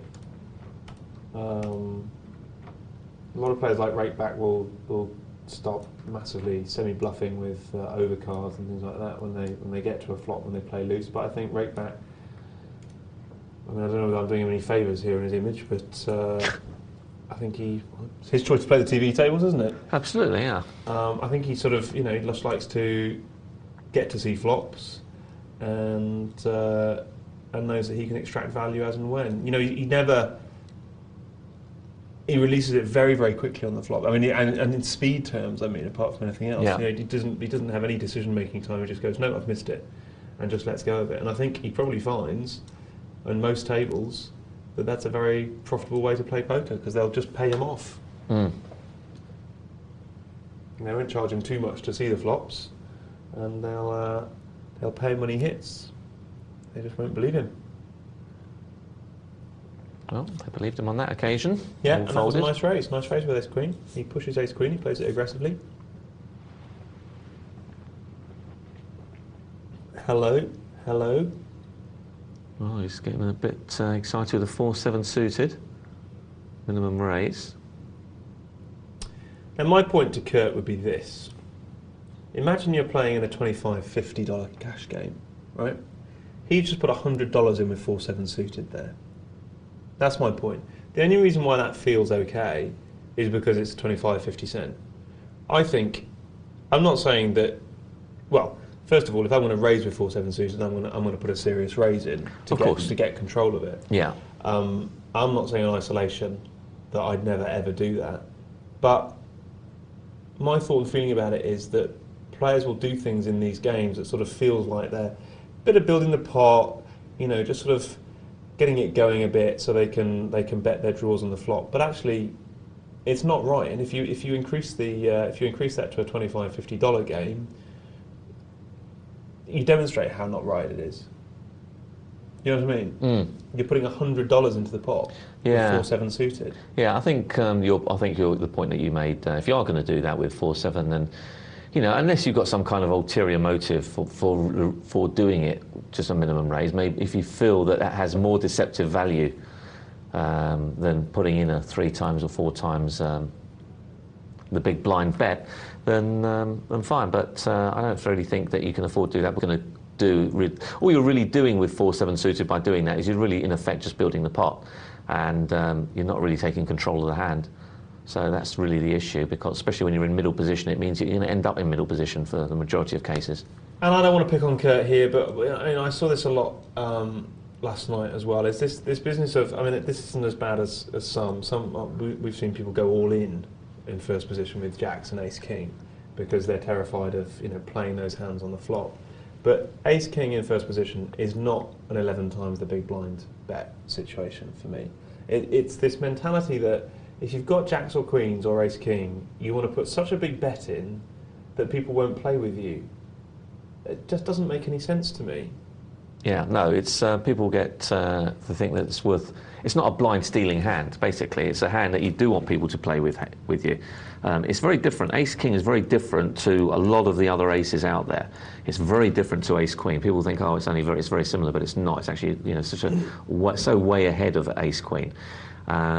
And you do want people to play with you, and the kind of people you want to play with you are the ace queens, are the ace jacks. You're hoping that you hit your ace, and and they pay you off handsomely, which they will do. But if you're going to make it so big that they get scared off, then the only people that are going to play with you are aces and kings, and you don't want to play with them really.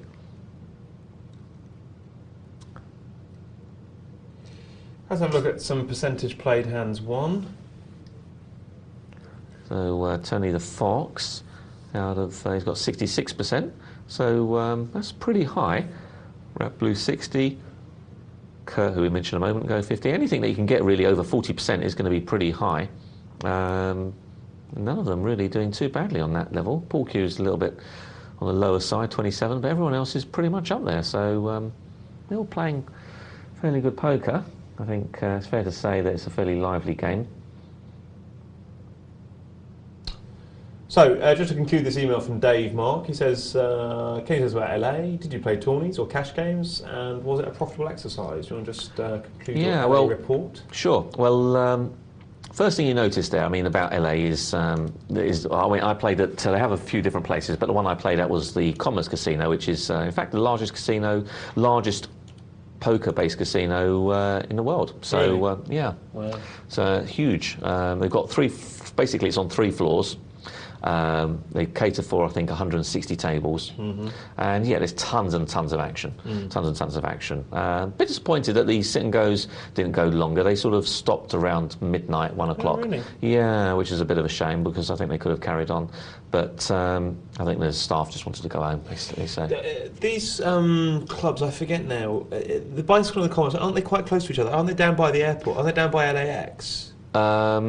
Is that right, or is that completely wrong? No, they're not. They're in the opposite. Well, I don't know about the Bicycle because I never went there, but the Commerce is west, away from the airport. Okay. Yeah, so you've got the airport. San Bernardino Highway, out that way. I'm not sure the name of the highway. I know the number. What was it? Number. I can't remember the number of the highway now, but it was 10 and 5. 10 and 5. That was it. Okay. So I had to take Highway 10 and Highway 5 to get there. Okay. From the airport, you've got the beach, you've got the airport, you've got Beverly Hills, going in a westwards direction, and you've got Commerce, sort of 20 minutes away, sort of 15 miles further down. Wrong with both my guesses. It's. I enjoyed playing there. You had a lot of action. I was a bit surprised actually because whilst there was so many cash games going, there was very few. There was no Omaha game. Right. There was an Omaha high game, but it was a high limit game. There was no Omaha pot limit at all whatsoever. Right. There was a high-low game going. They had some stud games, and obviously Hold'em. But yeah, I was a bit surprised. I thought they would have a bit more variation. But certainly, in terms of Hold'em games, they had a lot of Hold'em games. Practically any limits that you wanted. Really? The highest limit? The highest limit? Yeah. Oh, I don't know. I think it was 153. I think they were playing. Yeah, I think it was 153. I'm not sure though. They had a big no limit game going there as well. I think there was a 1-2 no limit game going. Okay. Yeah, lots of action, lots of different limits. I stayed around they had funny figures there, but I stayed around the 3, 5 and 5, 10 games. Right. They're the levels I was playing at over there. And they were just very loose, that's all I can say really. The players there, I mean the sit and goes and the cash games were extremely loose. Right. I mean, I'll give you an example. There was a pot where I'd raised with ace jack, and a loose player calls me with I can't remember what his hand was now exactly, it's not important, but it was something like Queen 8 or something. Mm-hmm. And there's 100, basically to cut long story short, there's $100 in this pot now. Right.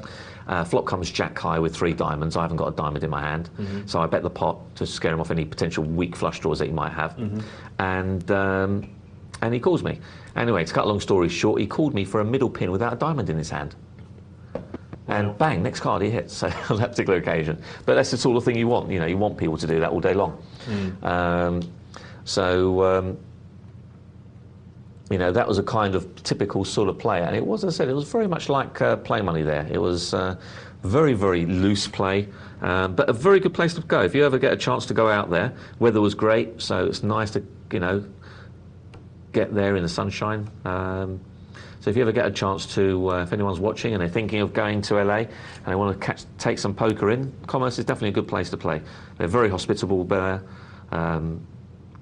Last night I just played all night before I went on the plane, and the woman with the donuts and the coffee comes round, free donuts and coffee and stuff like that. So yeah, it's a good place, good fun, and the cash games go 24/7. Yeah. So. Yeah, what's interesting actually is that obviously you say poker, you think Vegas, and I know that there's more poker in Vegas now than there was 3 or 4 years ago. But 3 or 4 years ago, Vegas had a tiny fraction of the poker that California had. Oh, absolutely. California had more tables, bigger games, more pros in residence. There was very little poker there, wasn't there, in Vegas? Yeah, who lived in Vegas? Scotty Nguyen lived in Vegas. I think, no, Phil Helmuth lived up the coast. Phil Helmuth lives in San Francisco, actually. I think TJ still lived in Texas. A couple of guys still lived in Vegas, but very few. They would come through to Vegas to play, a visiting millionaire or something like that at the Bellagio. Yeah. But most of them lived in California. That's where most of the action happened. And as I say, there is a lot more happening now in Vegas, because poker's become so big. There's a lot more poker happening everywhere. Yeah, Caesars just opened up a card room now. Really? Yeah. Wow. So they've got a nice dedicated card room. And Caesars had a poker room a long time ago, but for the last 15, 20 years, Caesars couldn't have cared less about poker. Yeah. This is the thing. When I was out there, they were closing on a weekly basis. The MGM closed in early 2000, I'm fairly sure. The Riviera closed the room, the Frontier closed the room, the Stratosphere closed the room. The only reason why the Circus hotels kept theirs open, now bear in mind, that includes Circus, the Luxor, the Excalibur, the New York, and the Mandalay, and Circus owner sharing the Monte Carlo. So those 6 hotels, the only reason why they kept theirs open is because there is some sort of a conventional ruling or what have you in America that to be an official casino registered in some sort of directory of casinos, you have to have a poker room. All right, you have to have a card room. And so there was this political decision made by those card rooms to do that. But if it wasn't for that, they would have closed them ages ago. Yeah. They weren't making them any money. So as far as they were concerned, it was square footage that should have been turned over to slot machines. Slot machines, yeah, absolutely. Anyway, through the matrix we go. After having a look at that little cash game, then we're back to the MTT. 51 players left.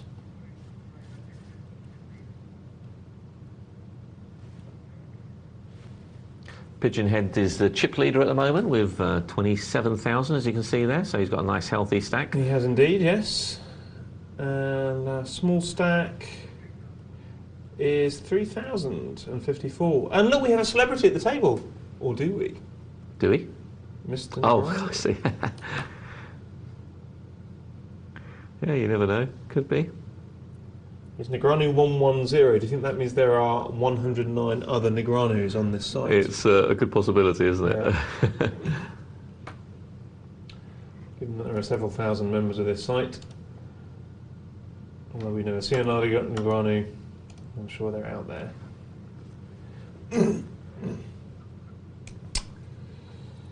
So, lots more poker action for you folks. We've got this multi-table tournament that we're going to be coming back to throughout the night. We've got what's in the hole, and we've got the answer to that coming up just after the break in part 3. And in part 3 we're also going to be seeing how Mark fares in his single table sit and go, and getting his insights into his plays as it goes on. But right now we're looking at the chip leader, Pigeon Head, with a pair of jacks, raising it up against first position caller, Nethead, who says, that's enough of that. And he takes the big blind as the button moves, and Huggy has 6s. Let's see. Well, no, it won't do anything now. I wondered whether Pigeon Head might do something with his ace-8 on the button, but two players got in before him, and quite rightly he folded.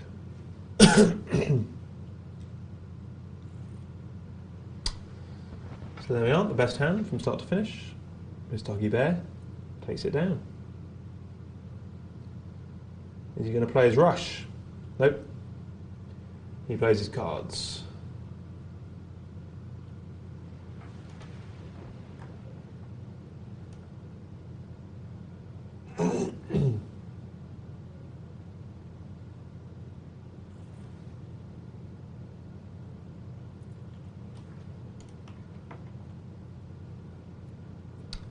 King 10, a blind stealing hand in the cutoff. What do you think, Mark?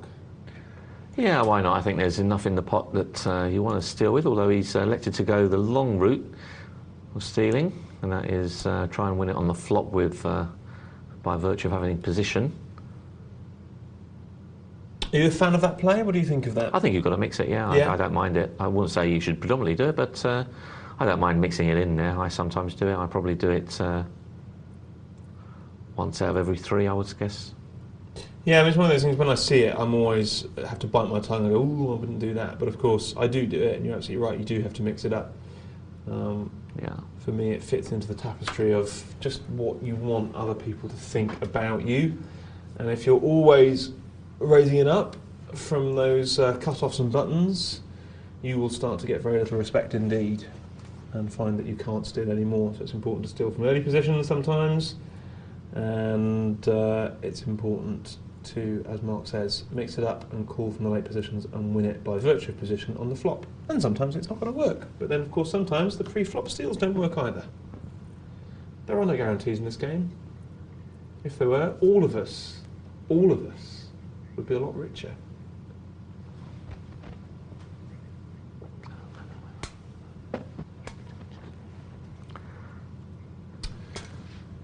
Queen Jack, there's a hand that I think loses a lot of people a lot of money when it's played in that first position like that, don't you, Mark? The fact of the matter is, position counts for so much in this game. Yeah, but at the same token, it does have some deceptive value from doing that. I don't actually mind it, to be honest, Cass. I don't mind it so much. Oh, I just think if you're in first position, you have so little information on the other rounds.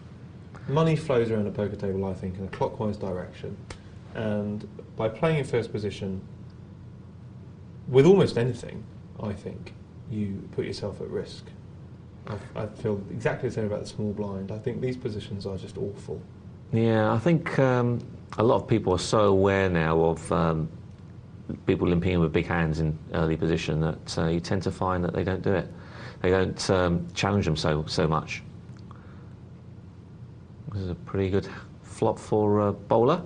Sure I like that. Nut flush draw, straight draw, and 2 overcards.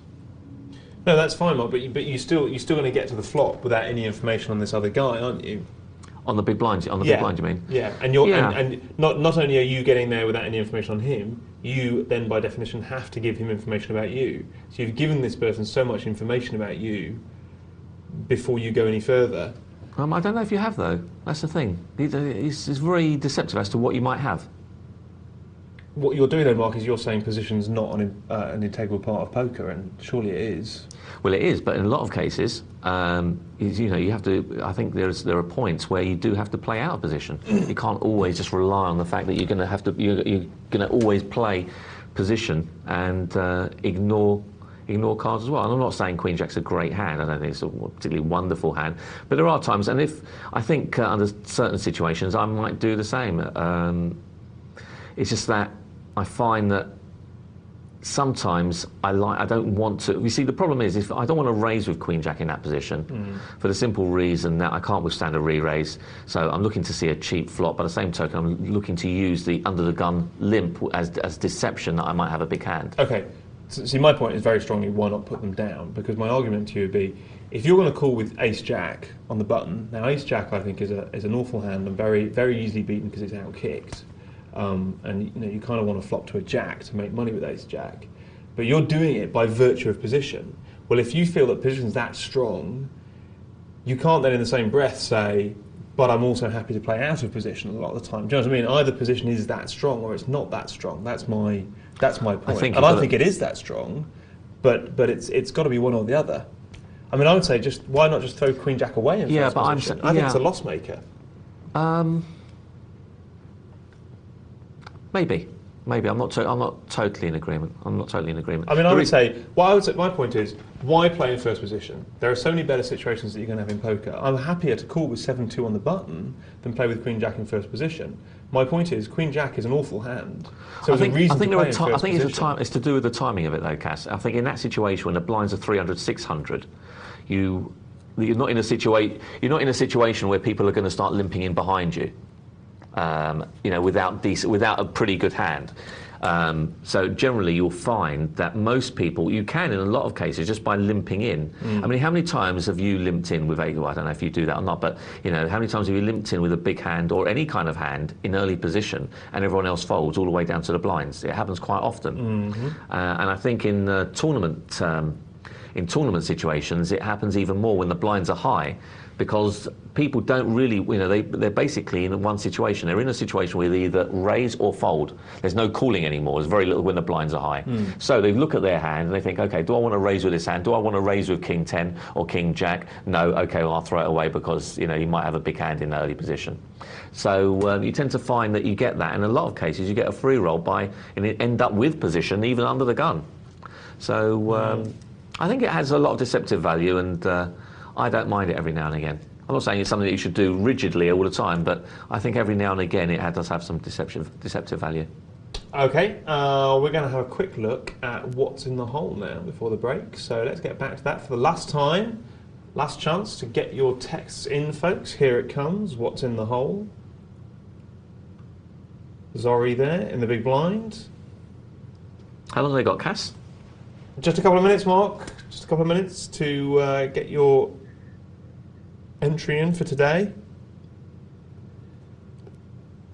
Posca has the ace of spades, bets out, Zori calls, Jack comes down, Zori checks.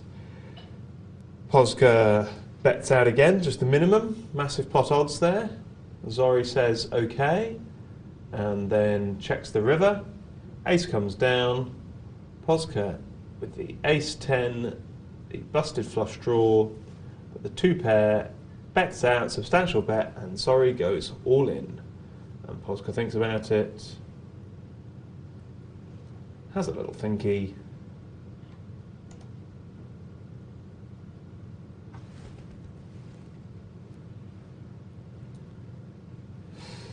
So, what do you think it is, folks? What's in that hole? Text hole and your answer to 62211. That's 62211. So after the break, we're going to be seeing how Mark did in his single table tourney. Now you can't tell us the result. Okay. But how did you feel about it? Good, bad? Medium. Medium? Medium, yeah. I'll tell you more about that as we're playing. Okay, excellent. Are you going to give us an inside track into your thoughts? Yeah, absolutely. Absolutely, we'll do that. We'll go through and tell you what I was thinking at the time and what needs to be done. Good, excellent. Folks, we really want you to contact the show in the third part as well. Text your thoughts to 62211. All your questions, we'll try and provide all the answers. 62211. Email us, poker@pokerlightlive.co.uk. That's poker@pokerlightlive.co.uk. Or leave a message, of course, 0906 200 7080. 0906 200 7080. We can't wait for it. We hope you'll be there. We'll see you soon for some more Poker Night Live. Welcome back. Hello, folks. You're watching Poker Night Live with myself, Mark Prince Charles Banin, and young Caspar. I was caught on the hop there. Caught on the hop. Actually, literally caught hopping, practically. We got an email from James who says, sorry guys, the website is www.thetournamentdirector.net. So not .com, .net. I think that's important to point out. Now, I've got nothing in my earpiece, Mark, I'll be completely honest with you. Okay, so you might have to take it from here. Okay, so I think we're going to go to have a look at what's in the hole. Hooray! The reveal time, the answer. So let's have a look. The moment you've all been waiting for. So, 7-9 of hearts. Now, I actually thought it was 7-9 of spades. But, yeah, so there we are, 7-9. I thought it was a 7-9, but I thought he played it very casually for without a spade in his hand. He was fortunate to get away with it. So there you go, flops the straight. And against one other person, the guy's betting away. And obviously he's got the nut flush draw.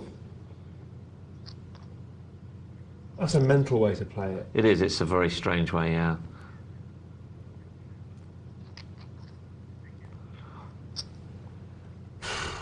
So yeah, he's played. Yeah, very unusual way to play it. Definitely, very unusual way to play it. I think you're being euphemistic there, Mark. I think it's a bad way to play it. Yeah. Yeah, I'm not convinced that was a good way to play it. No, he's let someone in potentially with a much better hand. Yeah, I think, and plus he's not got the nuts anymore. Yeah, no, exactly. Yeah. It's, nine, Queen 9, Queen 9, or King Queen. Yeah, King Queen as well. Yeah. In addition to the King Queen flush that was always out. Oh, the ace. Yeah, at the end. Yeah. We've got an email here from Sharkbait. He says, hi Mark and Cass, I just thought I'd tell you about two memorable hands which I've played online with surprising results. Number one dream hand. I hold ace king on the button, first hand in a tournament. All players fold round to me. I raise it up 3 times the big blind. Small blind re-raises, big blind re-raises again. I call. Well, I wouldn't. But and small blind calls, flop comes king, king, king. Small blind goes all in, big blind goes all in, obviously cool. Small blind chose jack, jack, big blind chose ace, ace. What a hand. What are the odds of flopping 4 of a kind, by the way? I have no idea. Mark, any clue? Well, 4 of a kind. I think it's, if you've got a pocket pair, I'm not sure what it is if you've got just one of them in your hand, but if you've got a pocket pair, I believe it's 407 to 1. So it'll be a lot more than that. Yeah. That was his dream hand. Here's his nightmare hand. He holds pocket 4s on a small blind. I'm hoping he's just going to throw them away, mate. But anyway, all players fold round to me yet again, so I put in a minimum raise. The big blind calls. The flop comes 4-4 king. 4-4 king clubs. I check to try and chat. Opponent checks. Turn comes 10 of clubs. Can you see where this is going? I check. Opponent checks again. River comes ace, yet again of clubs. I put a minimum bet to try and get some money out of my opponent. Opponent goes all in. I obviously call. He shows queen, jack of clubs, a royal flush. This taught me never to slow play a monster hand. I'd like to ask, how do you deal with scare completed draw cards when you hit a good hand on the flop when you're first to act? Well, okay. First thing, this taught me never to slow play a monster hand.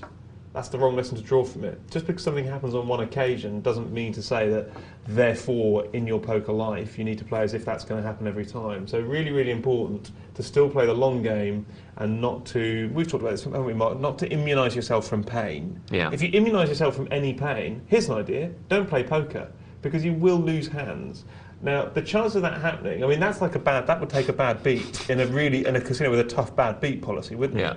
I mean, you know, I've sat in the Orleans where the bad beat has been $150,000, okay? So that's how unlikely that hand is to happen. I think it's less than 1 in 2 million, actually, that you're, not if you have 4 of a kind that someone's got a better hand, that's not 2 million to 1, but the odds of 4 of a kind being beaten in the same hand of Hold'em is astronomically high. So you've just got to understand that that's not going to happen, you shouldn't play like that. But he says, I'd like to ask, how do you deal with scare or completed draw cards when you hit a good hand on the flop when you're first to act? What do you think, Mark? When you're first to act? Yeah. Well, I mean, it really depends on whether you feel that the person has, been drawing out or not. And, there's only one way in poker that you can ever tell anything, and that is by betting. It's the only way you ever get any answers. Now, you have to choose whether the best way of betting is check raising or the best way of betting is putting out a bet yourself.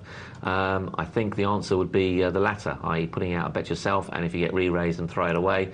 Otherwise, everyone will just keep betting at you all the time, unless you get very passive players, and you'll always lose the hand. But it is tough. It is tough when that hand comes down. But at least that way, someone's got to re-raise you to actually pretend that they've got the flush rather than just put in a little bet. So and that is a lot harder to do, to re-raise you to pretend they've got the flush. So that would be my advice: is carry on betting and make it significant enough so that the re-raise has to be significant, and anyone without the flush won't do it, generally speaking. Good stuff. Okay, folks, we've got the new What's in the Hole. Here it comes, the new What's in the Hole for the 26th of February. What's in the hole? Me and Michelle coined that yesterday. I think it works quite well. Yeah, I heard. Running it by the producers, seeing what they say. Nothing yet, nothing as yet, but I'm sure they're keen. Quite sure they're keen. So Jacks have just called, but of course the Firebird doesn't know that his opponent has Jacks. We don't know what he has. 8-9 Jack Queen. The Firebird has checked. Jacks have bet out. Pakistan Angle's trademark $1 bet. We saw that in an earlier What's in the Hole. Ooh, a check raise. Exciting. Okay, that gives away some information there, especially the size of it.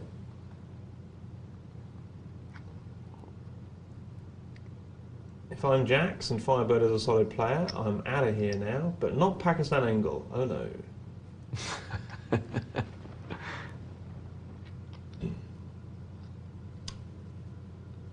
Another $1. Always the dollar. As Firebird bluff failed, as Firebird putting Pakistan Angle on a big trips or trip 8, something like that. Always the dollar. Strange bet at the end there, wasn't it? When he could have got up, just let it go. Mark, he just loves betting a dollar. So. Not sure what happened there, but if you've got any ideas as to what's in the hole, text hole and your answer to 62211. 62211. I think we missed off the end of the end of the hand there. Didn't see whether Firebird he called or raised. So we probably need to sort that out before we play that again. So let's go to Beat the Presenter. I don't have a sting for that. Beat the presenter, beat the presenter, beat the presenter. I want to give up your daytime job. I'm trying to get into jingles. That's what happens on Beat the Presenter. And every night from 11 o'clock? Yeah, quite soon it'll be followed by a game, hopefully. Because that reminds me of a test card. I don't know about you. A little bit like it, yeah. It's like we've gone back to the 70s. Which makes my 70s jingle all the more appropriate. Beat the presenter, beat the presenter, beat the presenter. Let's go. Let's get it going.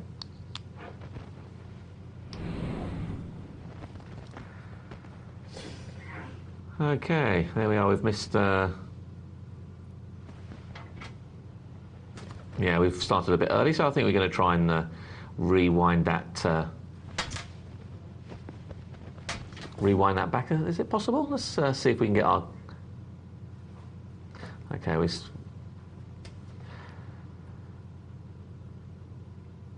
So there we are. Well, there we are, yeah. We've, okay, we're about, at this stage, we're probably around 20 hands into the tournament. Okay. Hadn't had many hands up to this point. There was a little bluff that I did on Balrog.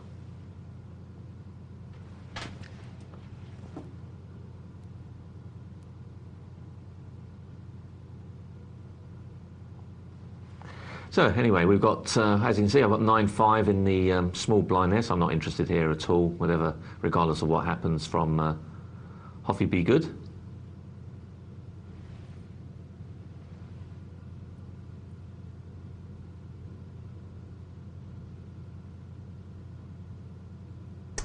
Shelma Bell has ace queen in early position and decides to call with it. And you're on the bum with 4-10, easy fold. Yeah, I'm not interested with that. So unfortunately, Mark, we've missed off the beginning of this tournament, which is very frustrating. But do you want to just give us a quick rundown? Have you been playing very tight? Have you played many hands? What's the banter been like? Yeah, no, I've only played probably around 3 or 4 hands up to this point in the first 20 or so. So I hadn't played many hands. There were predominantly all bluffs, actually. I had a hand against Balrog where he said he had the flop was something like 8-6-2. I had King 6. He said he had 7-8, and I check raised him and he folded eventually. So that was lucky for me. So he had the lead at that point. There was a 7-8, which I'm not sure if it's happened yet, but that was a bluff as well. I missed a flop, and the guy missed by position on him, so I just bluffed away at it. That gave me a few chips, and there was a Queen Jack. Now I'm not sure if that was one we've already seen. I've got a feeling it was, where I was in early position. I flopped the straight and nut flush draw, and I got a little bit of extra money out of it, but not a lot, a couple of hundred extra post flop, and that's really about it up to now in terms of hands that I've won, as far as I can remember. I hadn't been getting any hands at this point. I've had no ace king, no ace queen, no ace jack. I had ace 10, sorry, I did have ace 10 in early position. When the blinds were 10-20, I called with it. Flop comes something like 7-8-9. I put a bet out on the flop and everyone just folded. And that was it. That was about the 4 hands that I'd actually played and won. I had Johan practically raising my blind every single time, and every time I had nothing. I had 10-6 a couple of times and some other mediocre hands. I did have King Jack once, which I could have re-raised him with, but I don't really want to, pick that hand to go out on. I could have re-raised him with, but I elected not to. I think this might be. We might see that soon. Might in fact not happened. So. Yeah, I didn't have many hands. It was very hard when you don't have in this sort of fast-paced tournament. And you've got someone raising your button all the time, raising your blind all the time.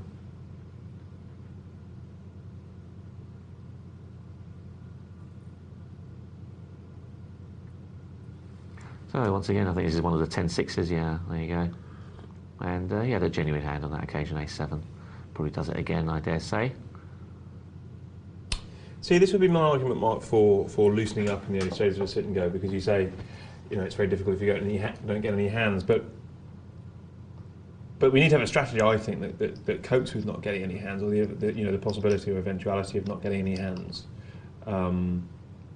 Yeah, I don't need many hands. What I do need is just 1 or 2. That's the thing. Right. And it's really about, and I'll say about 75% of the time I get them. I get 1 or 2 hands. I'm not asking for any miracle hands, or I'm looking for something at some point. But I think I had ace queen once, and that was it. There was not really a lot else that I had in terms of starting hands. I had a couple of rag aces, which is what you'll see a bit later on. But so up to 1,301 point, just come down a bit to 190. Yeah, I was chip leader up to that point. Yeah. This was something that I should have moved on here. I felt I was sort of umming and ahhing whether I should make a move of this hand.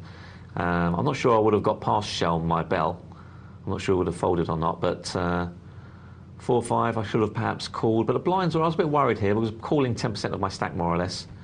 12 12%, no, about 9% of my stack with 4-5. I would have position, but I don't really want to throw away throw it away if someone raises, which was another rag ace. And the blinds now are already up to what, 81.60. And this is my point about these sit and goes. I mean, they are fast. They are very fast, yeah. But I just think that's why you've got to play more hands early on, because otherwise you get into a situation where any player around this table is now going to be doing exactly the same thing. Any player is now going to be, making moves with aces bigger than a6, and I don't see where anyone has an edge. Well, I think the thing, what normally happens though at this point, Cass, is the blinds are 81.60, and what normally happens is by this point there's one or two players gone. Yeah. So you're not having to go through a whole table each time when you're making a move. So your timing is a little easier. Whereas here, whilst it's a full table, your timing is limited to the cutoff of the button, unless you actually get the hand. So that's the problem. Whereas when you've got a 6-handed table or a 5-handed table, you've got people waiting to get into the money. You've got only 2 or 3 people. You're very close to the cutoff or the button at any point for the most part. So we sometimes lost a couple. We don't always lose. I mean, with these tables getting better and better standard, Mark. I mean, it's something that James and I have both been saying is we're seeing players last longer and longer. I think in these sit and goes because they're just getting better and better. The standard's getting better and better, which is, on the one hand, great to see, and of course, on the other hand, very depressing. But you see my point. If all the players are basically doing the same thing, which is this is the point that I was making to Hoofy as well, is if you play tight in those early situations and you get yourself into a situation here, you've had an edge over players who self-destruct. But I don't see what your edge is. You're a good player, and I don't see what your edge is here against a fairly good player, because I just think the options open to you both are so limited that you as a good player and someone else as a fairly good player are basically going to be doing. Well, your timing has to be better. Thing. Your timing has to be better. That's really what it boils down to. But how? Well, I'll put it this. I think what it really boils down to is a lot of people aren't prepared when it gets down to 5-handed or thereabouts. A lot of people aren't prepared to make a move in position with 5-2 offsuit from the button. That's the thing. And it's those I think it's those that do that when the timing is right for them to do that, because it means that they'll be adding 20% to their stack. That they've sometimes got to take a chance. Now, I took a chance here where we'll see in a moment, which I'm not saying it was the best time or not a best time, but we'll see. Hoofy actually got an email here from him, Mark. He says, "Hi guys, great show. I'll read it out now rather than after the tournament so we can talk about it while it's going. Fantastic to play against you, Mark. Just a point to discuss when watching the game. Were we all too tight? I wasn't. I never got any cards," he says. "As well as your own play, I'd be interested to know who you thought had raising opportunities. I think it was one of those games where everyone had poorer than average cards. Playing against some of the rockiest rocks on the net may not have helped." Johan says. So I've just got a hand here. Yeah, this is the hand that I had. This is really the only hand I had, Ace Queen. I decided to push in here at this point to nick 240. That adds 25% to my stack, and that was worth taking 25% and risking by slow playing it. And really, I was never going to get paid off of either of those two hands anyway, with King 6 and 7-2. So it was one of those hands that even if I'd slow played it, I would have only got beaten by it, because there wasn't a flop that could come out that would be of any benefit to me to slow play. No. So, so he was saying... Yeah, so he says, playing against some of the rockiest rocks on the net may not have helped. Johan says the $10 TV table is the tightest table in online poker. Yeah, they are very rocky here. I've never seen it go this late, where it's got 163.20 and there's still no one left gone out. But then I still argue passionately for that being a reason why we've got to open up in the early stages. If you know that's the case, though. Yeah. Because if everyone's playing like that, then you've got to... Absolutely, totally agree with you on that point. If you know that you're going to get a table like this is where I go all in, and unfortunately, this is where I get looked up by our big blind. Of course, this was 480 to me, us 4 people. No one can call me with Ace-6, Ace-7, I don't think, Ace-8. But you can call with 10s. Of course, I'm looking now for him to hit his 10, but alas, it doesn't arrive. Bad luck, Mark. Yeah, so 10s take it, and So 10s take it, and I'm first out, unfortunately. Yeah. And it was so nearly making Jan that was first out. He's the one that had top pair against Johann's 2 pair, but he tripped up and eventually housed up on the end to save him. And that kept him in the game. And Johann making a move in early position with ace-8, which I wouldn't have done, because that's to go through all the table. But it's worked out okay for him on that occasion. But that shows strength too, perhaps, by raising in early you do get position. a lot of respect by raising in first position. TJ's of the opinion these days that, whilst he spent the early part of his poker career raising from the button on the cutoff, he believes that he needs to be at least 4 places off the button now to have an effective steal raise. Yeah. It just doesn't get any respect from behind there. So yeah, Johann's point, were we all too tight? What do you think? And Johann says, I never got any cards. Yeah. And I know he's joking there, but Yeah, no, definitely. Yeah, I think if you know, I mean, I've never played on this table, so I don't know any of these players. I mean, I know them by watching them, a couple of them. But yes, they are very, very tight, and so much so that, as I said, for no players to have gone out before the 163.20 level. Yeah. With you. With only getting 1,500 starting chips, means that it is a fairly tight table. So if that's what you're going to get, then yes, I would definitely loosen up. I would actually play a different sit and go strategy. My sit and go strategy, as I keep saying, is always to play very tight at the beginning, let a few people knock themselves out, which they always do, and then when it comes to this sort of level, there's about 5 players left usually, and this is where I can, put in some hands, because I've only got 2 or 3 people to beat usually at any one point. Whereas when the table is full, it means that you've got the whole table to beat potentially. You've got at least 4 or 5 players to beat, and that's always much harder to beat than to beat 2 or 3 when the button isn't coming around quite so often when a table is full. So it means you're not going to get so many opportunities to do it. And if you are going to make opportunities, you're going to have to do it from positions like Johann did, where he perhaps didn't want to really do it from under the gun with ace-8. Worked out okay for him on that occasion, but normally it might not work out. I'm of the opinion, and it's always very easy to speak with hindsight, but I just think the thing about this table is you're all good players, so what's happened is you've all tightened up.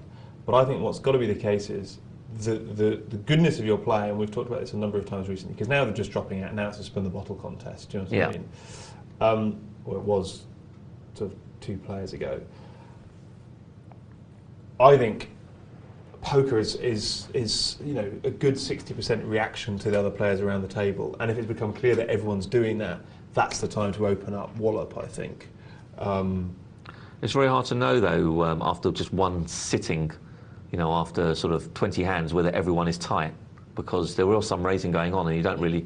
It's very hard to know that after 20 hands, though, I think, Cass, and by that point it's too late. I disagree, Mark. I think a sit and go strategy has to involve the ability to play lots of different ways. So sometimes I'm definitely going to play like you and play very tight early doors, and sometimes I'm going to play very, very different. And that decision, for me, is made in accordance with what I think that the character of the table is, what I think the character of a couple of key individuals at the table is, and what I think their perception of me is. Because people's perception of me during my sit and go when I play, and also what your cards are, incidentally, do you know what I mean? I mean, you can't make any of that in absence of what your cards are.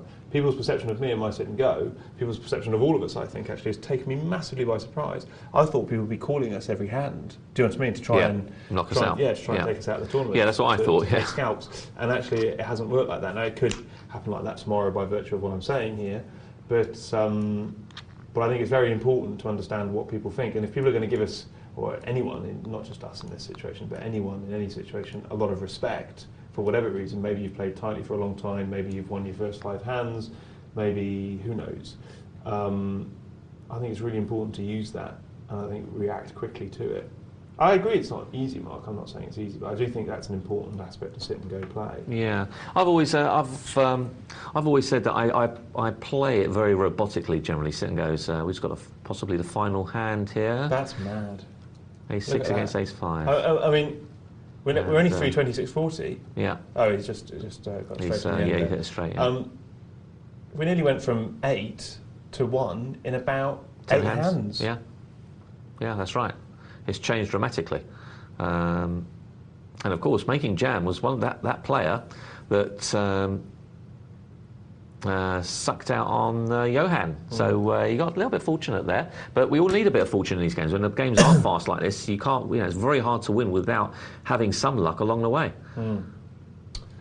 So Scotty nearly wins it all there. Just another 520 to polish off.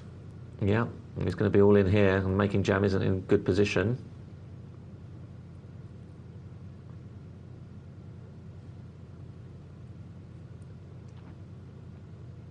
And Scotty wins it all there. Good for Scotty. No, nice hand, no, Scotty. no, he hasn't. Oh, Is he hit the straight? No, he hasn't. No. So.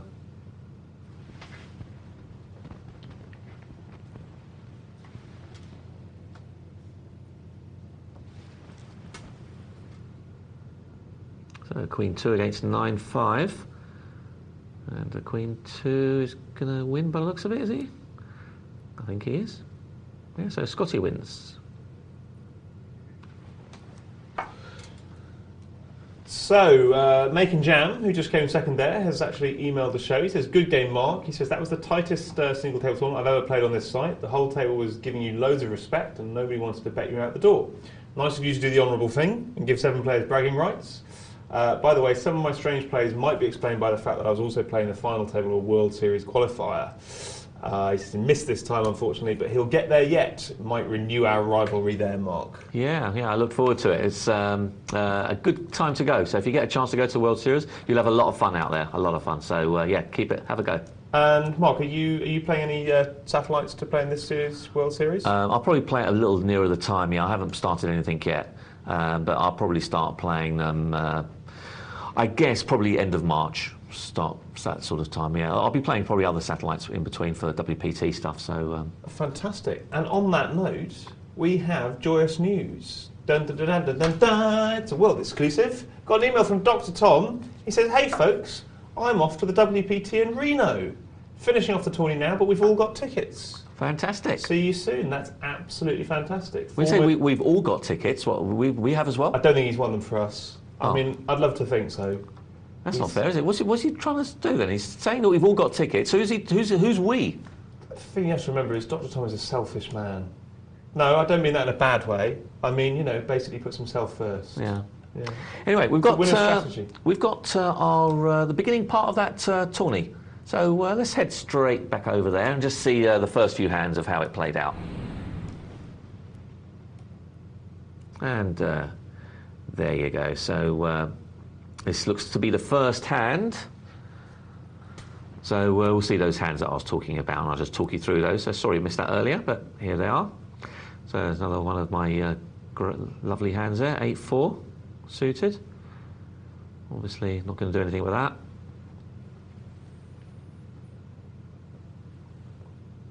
Now, had I known how tight the table was, I probably would have raised with that hand. Get the ball rolling. So everyone's on their 1,000. King 4, obviously, I presume there's going to be some action from Hoofy. From Hoffy. Certainly I wasn't going to do anything with King 4. Not a hand, not a playable hand. Out of position.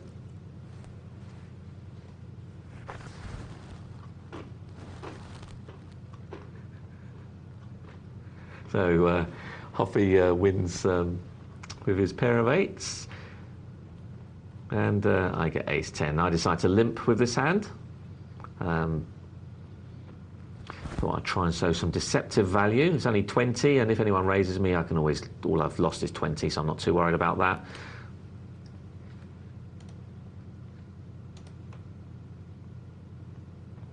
Okay, so Hoffy has the best hand at the moment. Obviously, that's a nice flop for me. I've got an up and down straight draw of 2 overcards.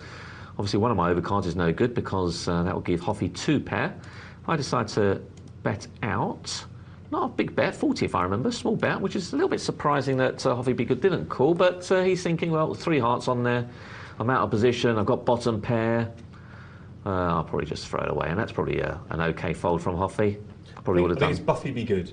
Buffy, is it? Yeah, I think it's Buffy. All right, sorry, yeah. Buffy. It's clearer when he's not sort of in that position. On the edge of the table, yeah. So, That was my first victory of the table.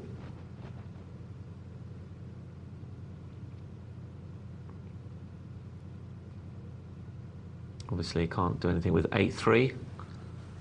But as I said, if I'd known that the table was like that, I probably would call with almost anything. People trying to raise my blinds once I'd start to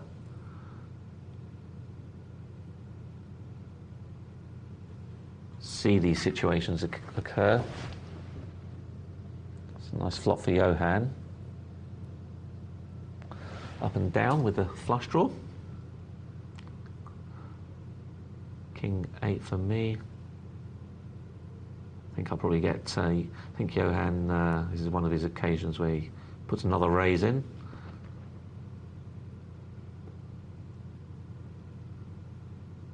I've got very little invested in this pot, so I'm not looking to protect my 10. If I was on the big blind, I might be tempted to call with King 8. But I've only got 10 invested, and plus I don't know what Balrog UK has got, so he might re-raise or something, so I don't really want to get involved.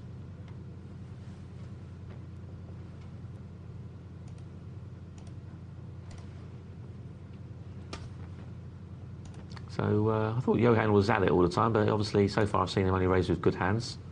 Yeah, it's interesting when that happens, isn't it? That you see what the other guy has and you realise that he wasn't actually putting a move on you. Yeah. I was tempted here to call with Queen 10 on the button, but once again, I've got two people behind me. I haven't got anything invested in this pot.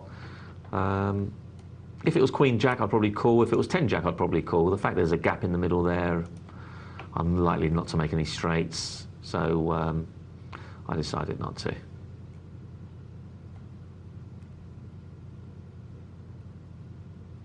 And King 4, once again, for me, not a playable hand. Certainly not playable now that he's raised.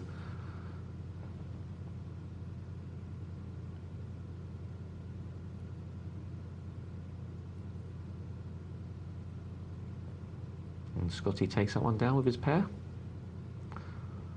4-5.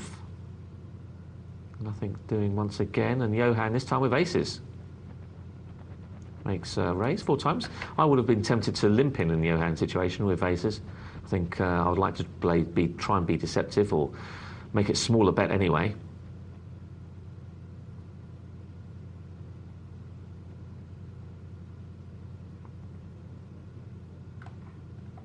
Yeah, because that's the last thing I want to do is catch aces and not get some kind of money out of it. So I'm quite happy to take a risk at that point. Middle position, ace-4. Once again, not really a playable hand. I've got too many people to go through. I've got 5 people to go through. And at this stage of the tournament with blinds 10-20, I don't feel I've got to make any moves with ace-4. So no point me doing anything just as well, because Balrog had a nice hand behind, although I'm not so sure he would have called had I have put a bet out.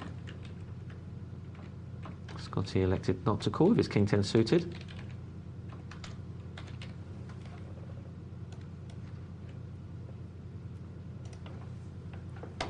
And 5-2, well, don't need to say anything about that. That's pretty obvious what I'm going to do with 5-2. And I don't need a lot of hands to play here, but I do need some kind of connection. You know, I don't mind, you know, playing 5, 6, 7, 8, as long as they're not in very early position. I don't mind playing them if they're sort of in the cut-off or on a button, even to a small raise. But I don't really want to play with gappers to a raise. Gappers no raise, I don't mind playing, but gappers to a raise I don't want to play. And what I mean by gapper is obviously when you've got a gap in the middle of your cards, i.e. 7, 9, 8, 10, Jack 9, that sort of thing. We've got 2 paint cards and maybe. So Queen 10 again, not a bad hand, just I don't mind it sort of once again in the cut-off, late position. 7, 8 suited for Hoofy.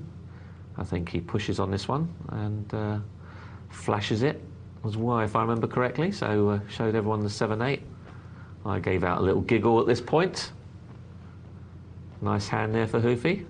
If only I had that myself. In fact, I think you'll see shortly I do get it. Not the suited version, no, I had my favourite version, the offsuit version. King Jack. Johan puts out a bet. I had a feeling he had an ace. The flop comes something like 7-2-2 or something like that. And I decide to call here, see if I can catch any part of this or something gives me, yeah, 7-2-2. And I check, see what Johan does, and he's put out a big bet. And I think if he's got an ace, I thought about re-raising him, but I think if he's got an ace, I don't think he's going to put it down. So I decided to fold. Yeah, I was going to say, did you think about re-raising him before the flop? Before the flop, I thought about it. But by the same token, I didn't want to go out on King Jack, just in case he had one, on this occasion, had hit a hand. But of course, as we've seen, apart from that one, that was his worst out of the hands we've seen. Do you think he'd have laid it down if you'd re-raised him? Before the flop? Yeah. I think it will. Now, in hindsight, yeah. I think he would have an ace-3. I'm sure he won't hang on to that.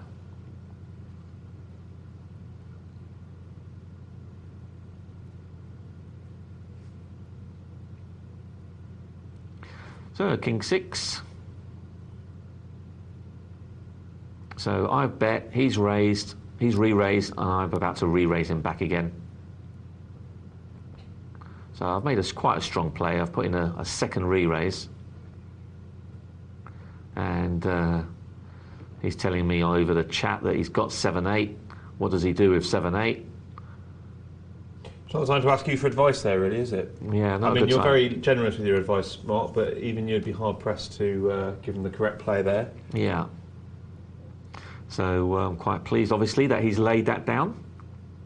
Once I've heard that he's got 7-8, I mean, not a good shape. He's got top pair, I've got middle pair. So luckily he laid that down. That was quite a strong play by me, I thought, on that one. I thought Balrog, I thought it was very hard for him to call unless he's actually got a redraw of some kind.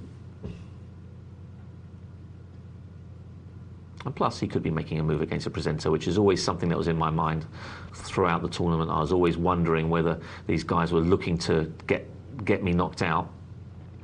So I was always wondering that the possibility that they could be making re-raises against me without very much. So obviously 2-3 for me is not a playable hand. It's a simple throwaway.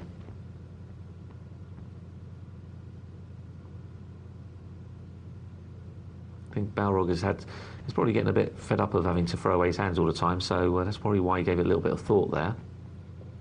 Especially with that re-raise that I just did on him. Yeah, and I think that's very significant. You need to keep tabs when players feel like that, because you can then check them when they...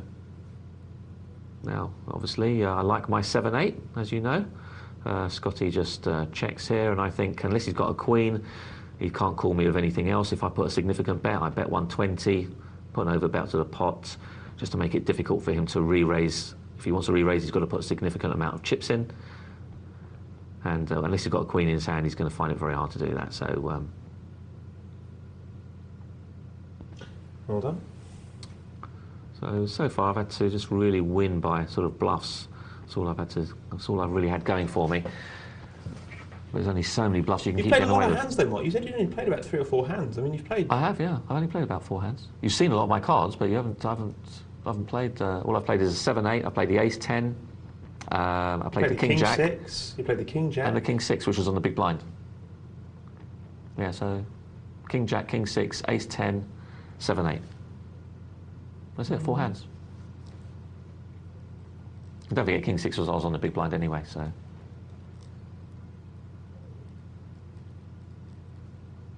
Looks like I've got a lot. I'm just talking a lot over them. That's fine. So, Jack 10 for Johan here.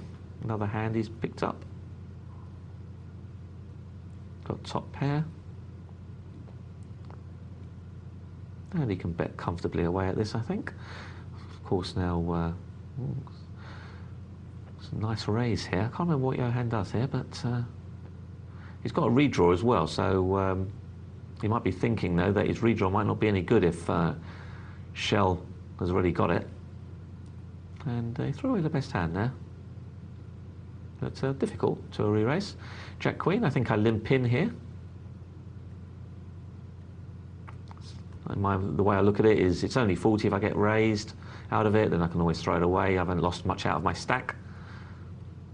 Yeah, no, I don't mind it at a tournament for the reasons that I give with regard other tournament strategy in the sense of Sorry, the blinds are still low. Let me just. This is a shame here. I could have actually gleaned some out of Hoffy here. I think I've got the straight, and I've also got the nut flush draw. Obviously, if I knew that Hoffy had the flush draw as well, I'd be gleaning some money out of him. So I decided to slow play as I've got a good redraw as well, and hope that someone starts betting. I think Making Jam did put a little bet, which I just flat called, and I'm surprising because I think Hoffy folded in this occasion. Yeah, so actually I wouldn't have got any money out of him. I just remembered that. So yeah, I wouldn't have got any money out of him after all. And that queen is a bit of a pig for me because whilst it could give him the straight as well now, it's also made it much more scary for him. So it means I'm less likely. Now I thought that I'd try and induce a re-raise here, thinking that I wouldn't bet out if I did have a hand, and it didn't quite work.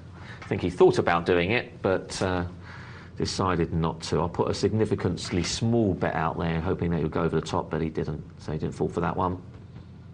I'm not sure that once that, and the reason I did it was because once that queen arrived, I felt there was no way he would be putting out a bet out on that flop. So I thought that the only way I'm going to try and do it is to try and induce him to re-raise me. So that was my thinking. That's why I bet out on that turn.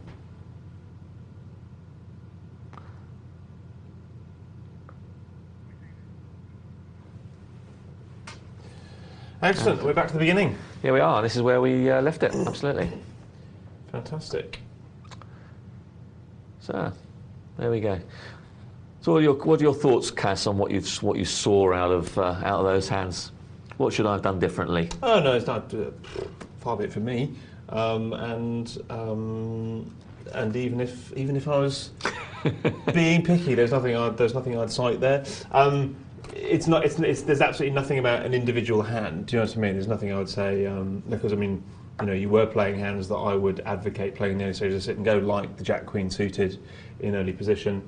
I like to call with a lot of things on the button.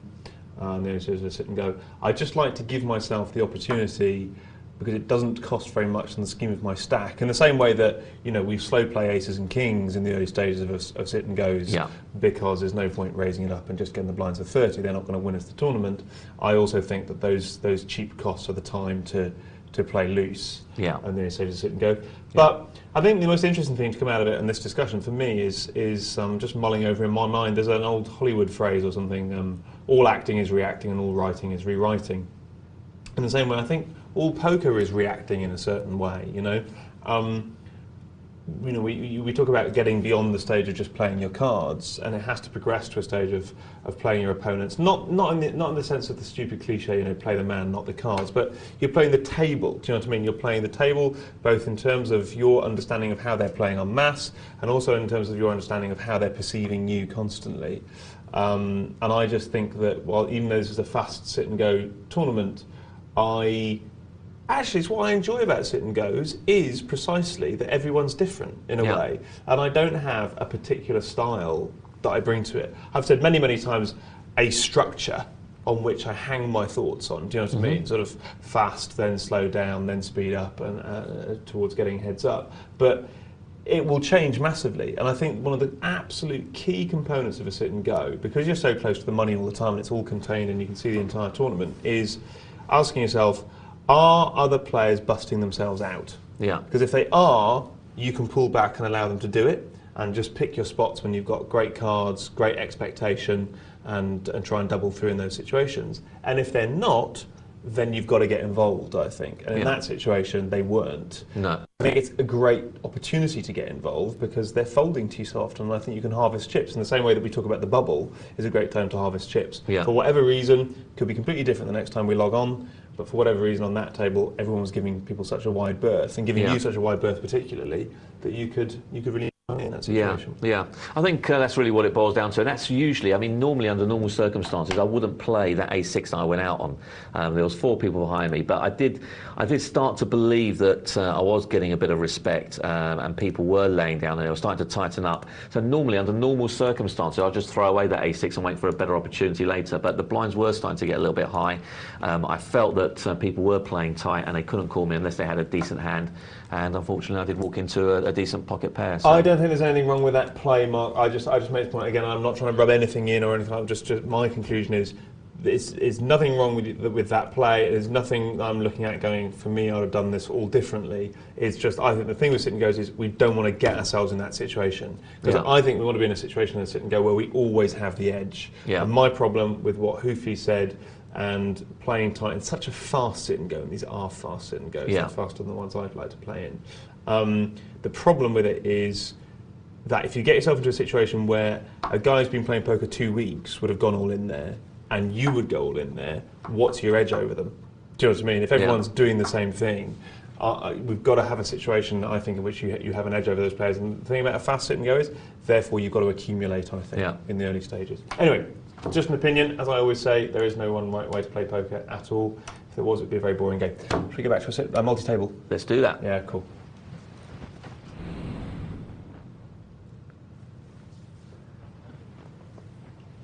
Because what's interesting, Mark, is we both have very good records in sit and goes playing very different ways.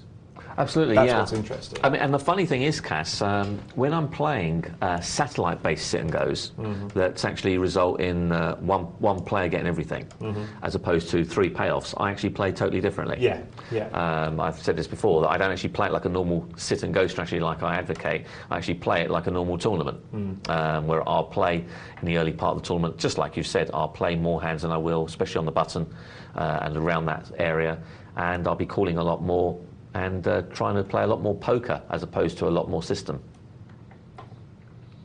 Well, blinds are 1,000, 2,000. You're watching a $10 multi-table tournament that we started showing you earlier, so I'll give you some stats on that in a moment.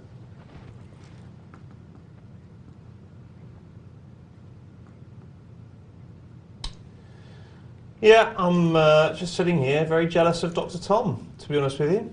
He's going to Reno. Yeah, I went there last year. WPT tournament. I wonder what the buy-in is. 5,000. Be 5,000, is it? Excellent. Well done, Dr. Tom. European champion, and now possibly Reno champion. Yeah, it's a great comp. It's a nice place, Reno, as well. Do you know, I've never been. Isn't that ridiculous? It's weird. It's very different. But even though it's pretty close, well, I'd say pretty close. It's 400 miles north of Vegas. Even though it's sort of in Nevada, it's actually nothing like Vegas whatsoever. No, it's actually surrounded. The whole place is like in a dip. Quite pleasant. Yeah, surrounded by sort of snow-capped mountains. Yeah. And it's really very pretty, but it's a bit cold. That's the only thing. So it's a bit cold. And take your jumper, Tom. It's not Vegas weather you'll be getting. It's Reno weather, which is much colder.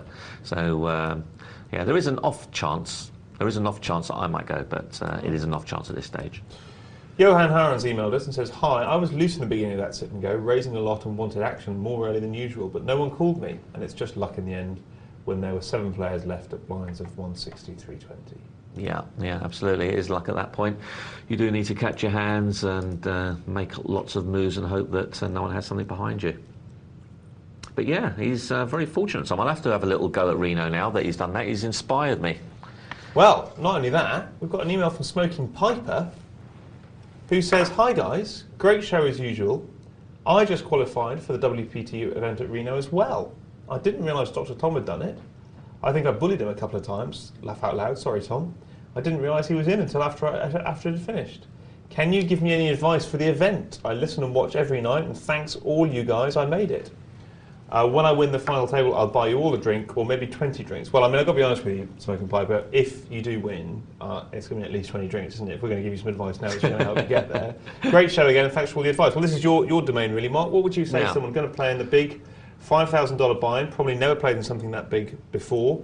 What do you think? Okay, well, structure-wise, you'll find that structure-wise the clock's very slow. I'm not sure what it is for Reno, but if it's like the LA Poker Classic, also a WPT event, you've got 20,000 chips, and you've got an hour and a half clock, so and a blind start 25.50. Now, last year in Reno, if I remember correctly, you did get 10,000. However, they might have changed that for this year. So it's either 10,000 or 20,000 chips. You've got a very slow clock, an hour and a half. And last year, I think they had about 400 odd players. This year, I dare say they have 600-700 players, especially with a buy-in of 5,000. There's probably going to be, there might even be over 1,000 players, and they might have to do it over 2 or 3 days. I don't know, but there's certainly going to be a lot of players there. It's at the Hilton, which is a nice place. They've got quite a few tables there. There's a lot of sit-and-go action. They have a lot of small tournaments there. I think they've got scheduled every day. They have a $200 or $300 or $400 tournament, so you can play one of those every day if you wanted to. They have sit-and-goes all the time. They have cash games all the time, and I found the sit-and-goes very, very easy there. They're fairly fast, only on 10-minute clocks, but you can get a lot of action, and you can get a lot of extra spending money that way. So I would say if you can, and you've got the time, certainly try and put in a few extra hours on there, because there's certainly good money earners there. The people didn't play them to a very high standard. In terms of the tournament, how to play, I would just say, you've just got to adapt to however you want to play. You can either play like Cass suggested, and it's something that I would do, is playing my position early on. I would call on the button, on the cutoff, with any kind of suited connector, hoping to hit something and having to at least have position on my opponent. Or you can play it in a very sort of tight way. I know a lot of people will play it that way. A lot of people will play it because they're thinking, okay, well, it's an hour and a half clock. I've got 10,000 chips, maybe even 15 or 20,000 chips. The blinds are 25.50. Why do I need to rush? That's a ridiculously slow structure, isn't it? Yeah, I mean, in LA they had 20,000 and 25.50, so, and an hour and a half. So, you have got lots of play. So I would say take a note of your table. That's a key thing. Look to see whether it's a passive table. Look to see who the active players are and react accordingly. If you've got an active player, you've got lots of active players, then you might want to tighten up slightly. If you've got lots of tight players, then you might want to loosen up a little bit around the button, because you can bully them and win some extra chips that they're quite happy to give you. So I would say look at those things, and please let us know how you get on. It'll be really interesting to hear. So maybe, you never know, I might join you out there. Good stuff. Thanks, Mark. We've got 2 minutes, so it's just time, I think, to answer this email from Rob. He says, "Hi, Caspar and Mark. My question is basically, how can you play in an MTT with 3 or 4 wild players without becoming one yourself? Great show, lads. Essential viewing." Very briefly for me, I think luck sometimes comes in the form of cards, and sometimes it comes with who you're sitting with. And when you've got 3 or 4 wild players on your table in an MTT, you're probably at a disadvantage compared to other players who've got players around their table that they can bully. So you just have to be cautious. But for me, I just tighten right up. I'm just going to play absolute premium hands, because these guys will call me or come over the top, which is fantastic. What do you think, Mark? The only thing I do differently to Cass is that, I think you've got to tighten up. That's one thing that's very important. I also would almost rigidly call any raises with suited connectors on the button, if it's come from one of these players, for the simple reason that if I catch any part of that, I know they're likely to put in continuation bets after continuation bets, and I'm going to get my full quota of return for my 5-6 suited, or for my 6-7 suited, or 7-8 offsuit, for example. So that's the only thing I would do. But of course, there has to be some play, and if those players are on your left, then it's very, very difficult. Obviously, if they're on your right, it's a little easier, because you always have position on them naturally without having to wait for the button. So it's a little bit easier, because if they're on your right, you don't have to wait for the button so much, for the simple reason that if they raise and you call, there's a good chance that everyone else behind you will fold anyway, giving you virtue of position on the table anyway. So that's the other thing I'll say. Position is key when you've got those players. Fantastic. Thanks so much indeed, Mark. Lots of good advice there. Folks, we really want to hear from you in the last hour. 62211. If there's anything at all you want to say, poker@Poker Night Live. Do get in touch. We'll be back in 5 minutes to answer everything. Take care.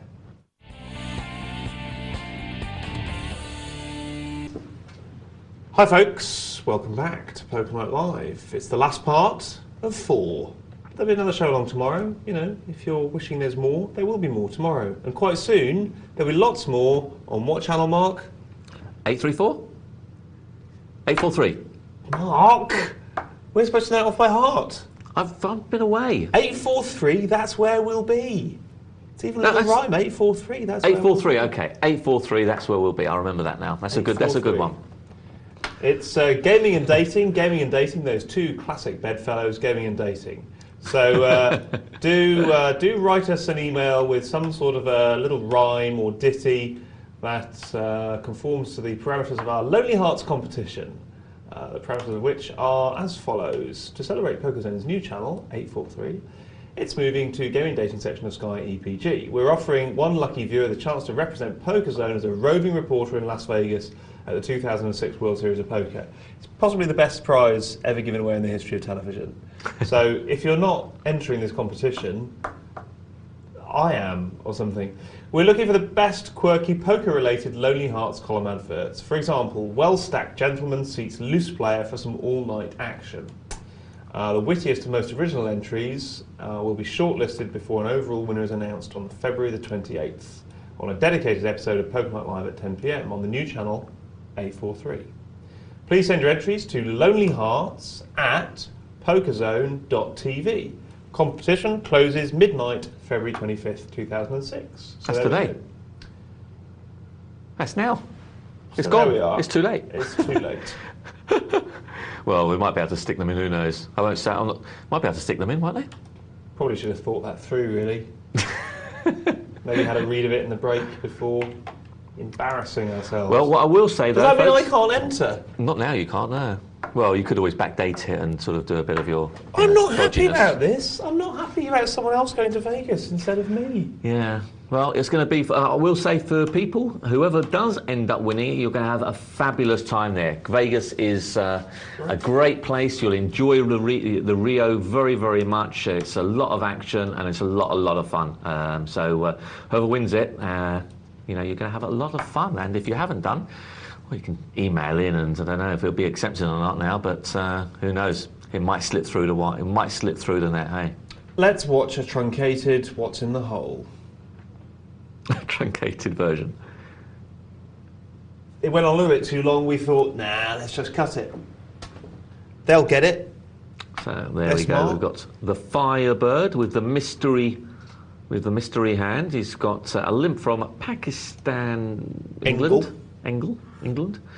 So, and he decided to peel one off. So 8-9 Queen. He's checked. Pakistan Engel has bet. Now, what could he put? He's going to put out a bet of 4 here. What does that bet of 4 mean? What do you think it means? What do you think he's likely to have?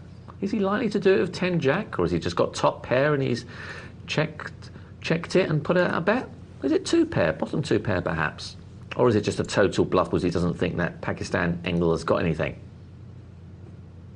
Well, he's re-raised and he's called. So what does that mean? The fact that he's called a re-raise, does it mean that he wants to try and continue the bluff? No, he hasn't tried it. Or does it mean that he's got something but he's not entirely confident about it? Well, he's called that bet on the turn. And he called it pretty quick. He's checked again. And not quite sure what happens there, but I think he just called the bet there at the end. So what do you think he had there? What do you think he does? Perhaps we should do. What does he do next? Yeah, what happened next? It could be like a question of sport, couldn't it? I think he trips up. So text hole and your answer to 62211. Text the word hole and your answer to 62211 as to what you believe. What's in the hole? I've got an email from Gary. No, actually, we'll do a different one. I'm going to do the email from Stevie Balrog. He says, okay. Morning, Cass and Mark. Enjoyable playing with your king on one of the hands. Big blind, he's got 7-8 offsuit. Mark Banin in small blind. Ooh, he's made up the small blind. Mark Banin against my 7-8 off. This could be good, he thinks. Flop, I've got top pair, 8s. He's raised, Mark's raised. I've re-raised, says Steve. Quite a largish raise. I've re-raised him, he'll fold. I'll show my 7-8 off and say something witty in the chat box. Sugar, he's re-raised my re-raise. I ponder and dwell and then fold. He says, good fold in the chat box. Oh yeah, very nice. Makes me feel a little better. And then on TV, I see he didn't limp in the small blind with a bigger pair or have ace-8 or something. He hit middle pair. Oh, poo. But that's spelled with an H, so it's not swearing. It's like Winnie the Pooh. Very nice one, sir! Exclamation mark. And yes, I was a little shell-shocked after a while. There's certainly, in my mind anyway, as you suggested, an element of it's Mark, Cass, Tom, etc., which has a knock-on on how one thinks and plays, I believe. We commented in the chat box after that the game was tighter than normal, and having Mark there on the table, we certainly, in my humble opinion, screamed tight, tight, tight before we had the first card dealt. Thanks again, P&L, for this opportunity. Bloody marvellous. Oops, I was just reading. Does the learning ever stop? At about 2. About 5 to 2. I think it carries on about 3 then, doesn't it? We get the repeat then. What do you think, Mark? What do you think? Well, are you ashamed of your play? Are you proud of it? Are you? You should be sorry for bluffing a man off his better hand. Yeah, no. How dare you? About that particular play, you mean, or generally? Yeah, no. About bluffing that good. Oh man no, I was actually quite pleased with that one. I thought that was a little gem, but. I didn't realise it was that strong, to be honest with you. I thought it was just having a go at me. But I think it's very difficult to play these, because everyone is reacting differently to how they normally would react.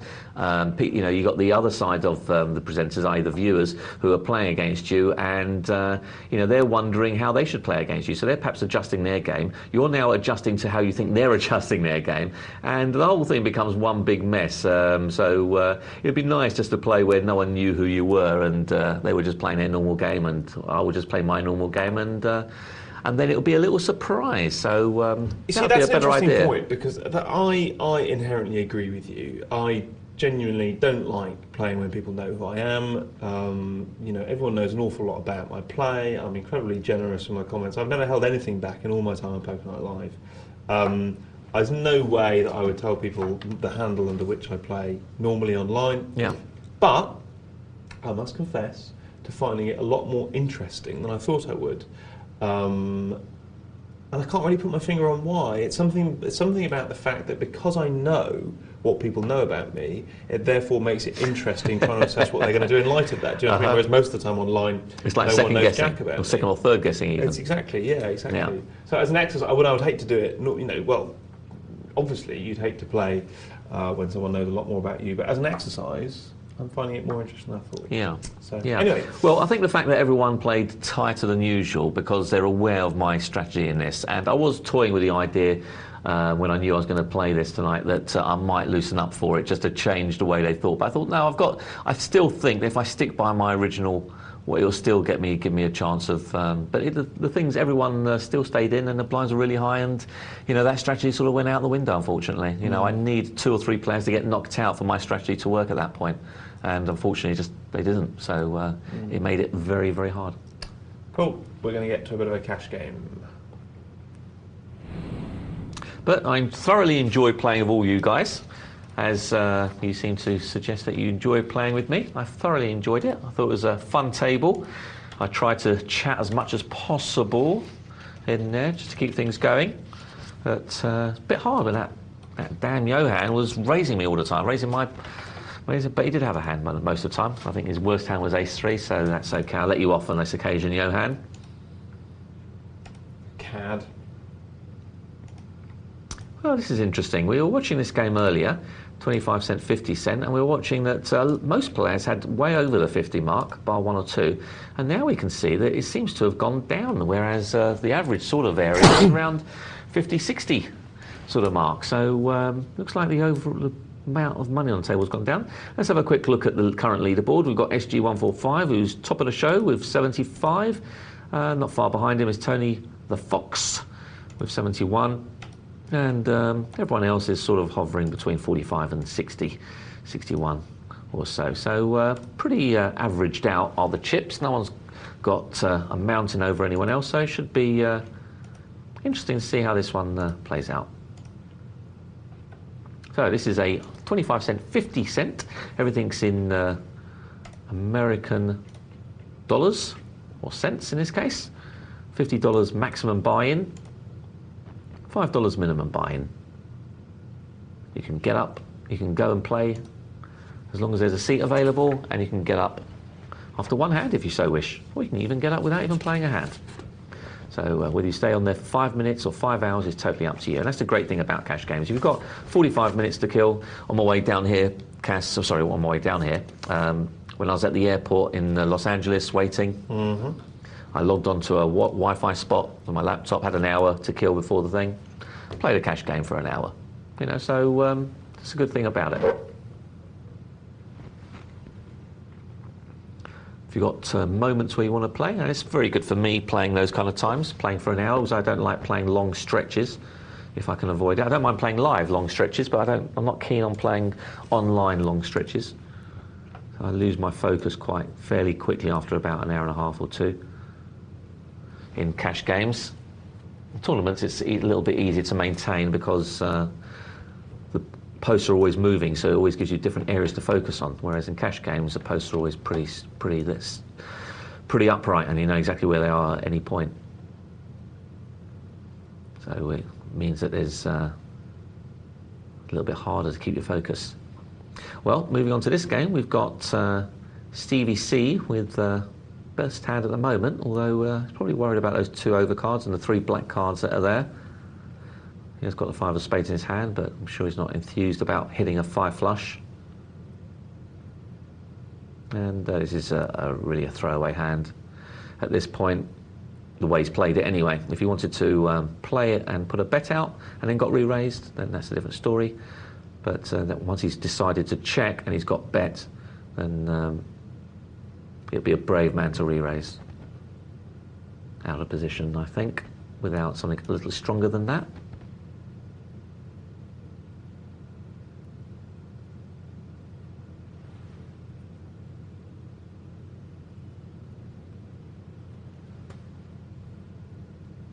Of course, he could have just called and peeled off another one, see what comes up. Didn't have to worry about that 5 of spades hitting to make his set, so it meant that he was free rolling on the set. Of course, the last thing you want is when you're aiming for a set yourself and one of those cards will make a 4-card flush. So that's not a good time to hit your set. Well, he's hit his flush on the end there, 6-8. And on to the next hand we go.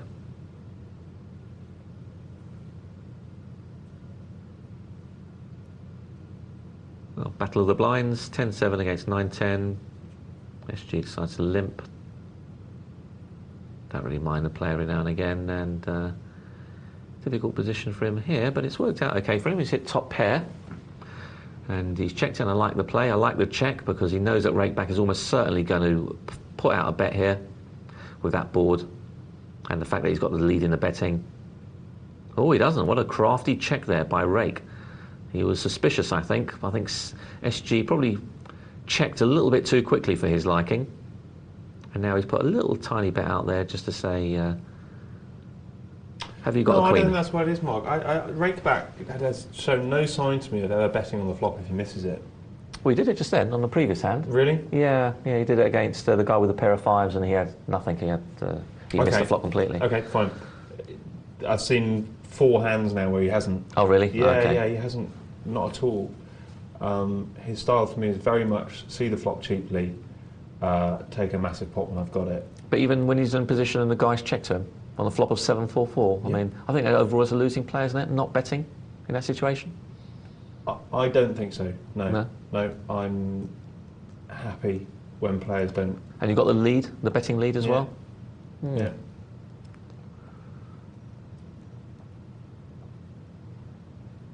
Well, we've got a couple of ace-kings, a couple of suited ace-kings, and a suited 10-jack.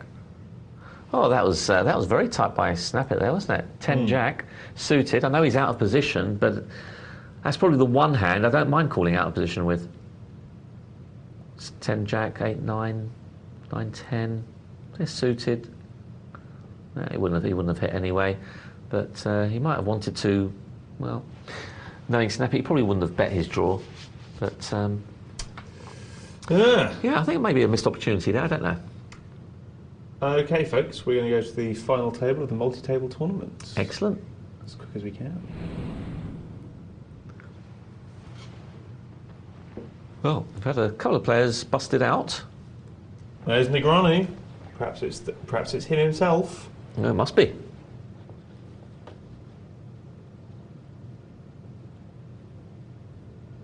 So down to the last 6. And Daniel N is our chip leader. Not often you see him playing a $10 multi-table tournament, but tonight's the night. Perhaps he just wanted to laugh. It could well be. So don't forget, if you're looking for prize money, first prize is $945, second is $604, third is $415, fourth is $302, fifth pays $226, and we're down to 6 players at the moment. I believe, is that right? Yeah, 6 players at the moment. So next one out will get $170. The person who just went out was Senor Whippy on 132. Just have a look at this hand developing here, because we've got a pair of kings and ace-10. What's going to happen? He's obviously... Oh, look at that, he's got a draw. Needs that king to appear, doesn't he? So Zeus is out. And for me, I know Zeus didn't have the most chips in the world, but again, it's the old position. Yeah. Ace-10. Lousy hand, out of position for me. Better situations. Easy to say after the event, of course. Well, if you're wondering what happened to D. Taylor, who was hovering around the chip lead for a big part of that tournament, he did actually bust out in 11th in the end, just missed out on the final table. Obviously played a pretty good game. If he keeps playing the way he did, he'll no doubt make many final tables in the weeks and months to come. So a good game there from D. Taylor. Had a chip lead for and was thereabouts for a big part of that time. Managed to get out 11th, was not an easy thing to do out of so many players, 378 players. In 10th place was one MVP, we've seen before. Hereby was in 9th with $66, and 8th was Zap69 with $94. So we're down to 5, and next one out will get $226.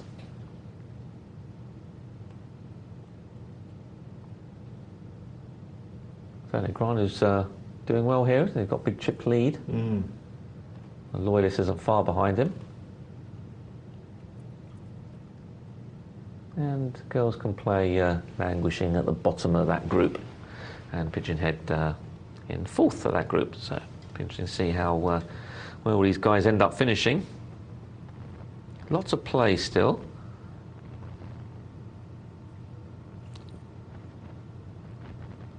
$4,000, $8,000. I mean, the only two that are really concerned are the two at the bottom of our screen there, Pigeonhead and Girls Can Play. They can't hang around, and Greco is... Well, he's got 10 times a big blind, so he's not desperate, but he's got to be making his move very shortly. Well, that's a good re-raise there by Loyalist. He believes that his 4s are good, and he's taking it away. Negreanu is looking over to, and the reason probably Negreanu folded that hand was not because he was not happy with a6, although that was obviously part of it, but he was looking over to his left and he's thinking, oh, Girls Can Play's got no chips, and nor's Pigeonhead. And I've got 150 odd thousand. I don't want to go out before them.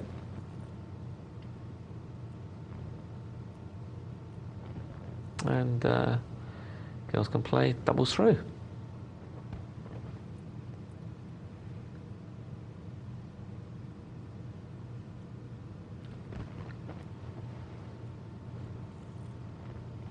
Free roll there for Pigeon.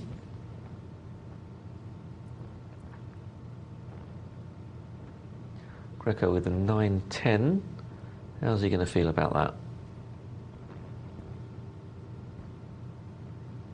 Well, once you get to this stage, there are different ways. I mean, generally calling isn't much good, but you can sometimes get away with it if you feel it has strong deceptive value. But a lot of people are very worried about an undergun caller sometimes. As long as you don't over-make the play.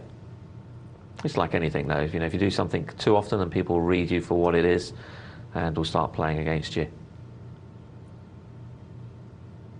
Keep making squeeze plays, and people eventually realise that's what you're doing, and they'll just come over the top. And if you're wondering what a squeeze play is, it's when someone has raised, there's been a caller, you're on the button, let's say, and or on one of the blinds, and you've now decided to raise, knowing that as long as the first person folds, then it's unlikely that this second one will call you. Obviously, he would have, if he had a better hand than that, he would have done the raising himself. I feel that was an odd bet from Greco there with the 2-4s. Yeah, wasn't it just? So lots of diamonds on this board. But maybe that's one of those bets where if he'd gone all in, he feels that Negreanu might have called him, and in actual fact just doubling the big blind looked scarier. Yeah, it's a sophisticated play, and it's... I'm not sure that it was too sophisticated for this table, though. Yeah, well, that's what I was going to say. As long as you know that it's not sort of over the guy's head, then that's great. But sometimes when you're playing certain players, you try that move and they just won't understand what you're doing, so they'll re-raise you back again.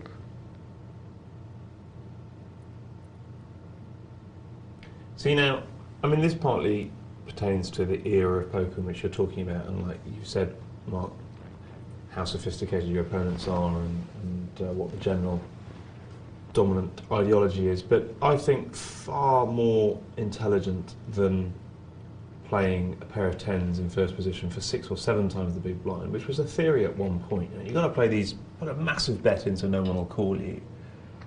I like that 2 times the big blind play from first position. I like it there with a pair of 10s, because actually what it does is,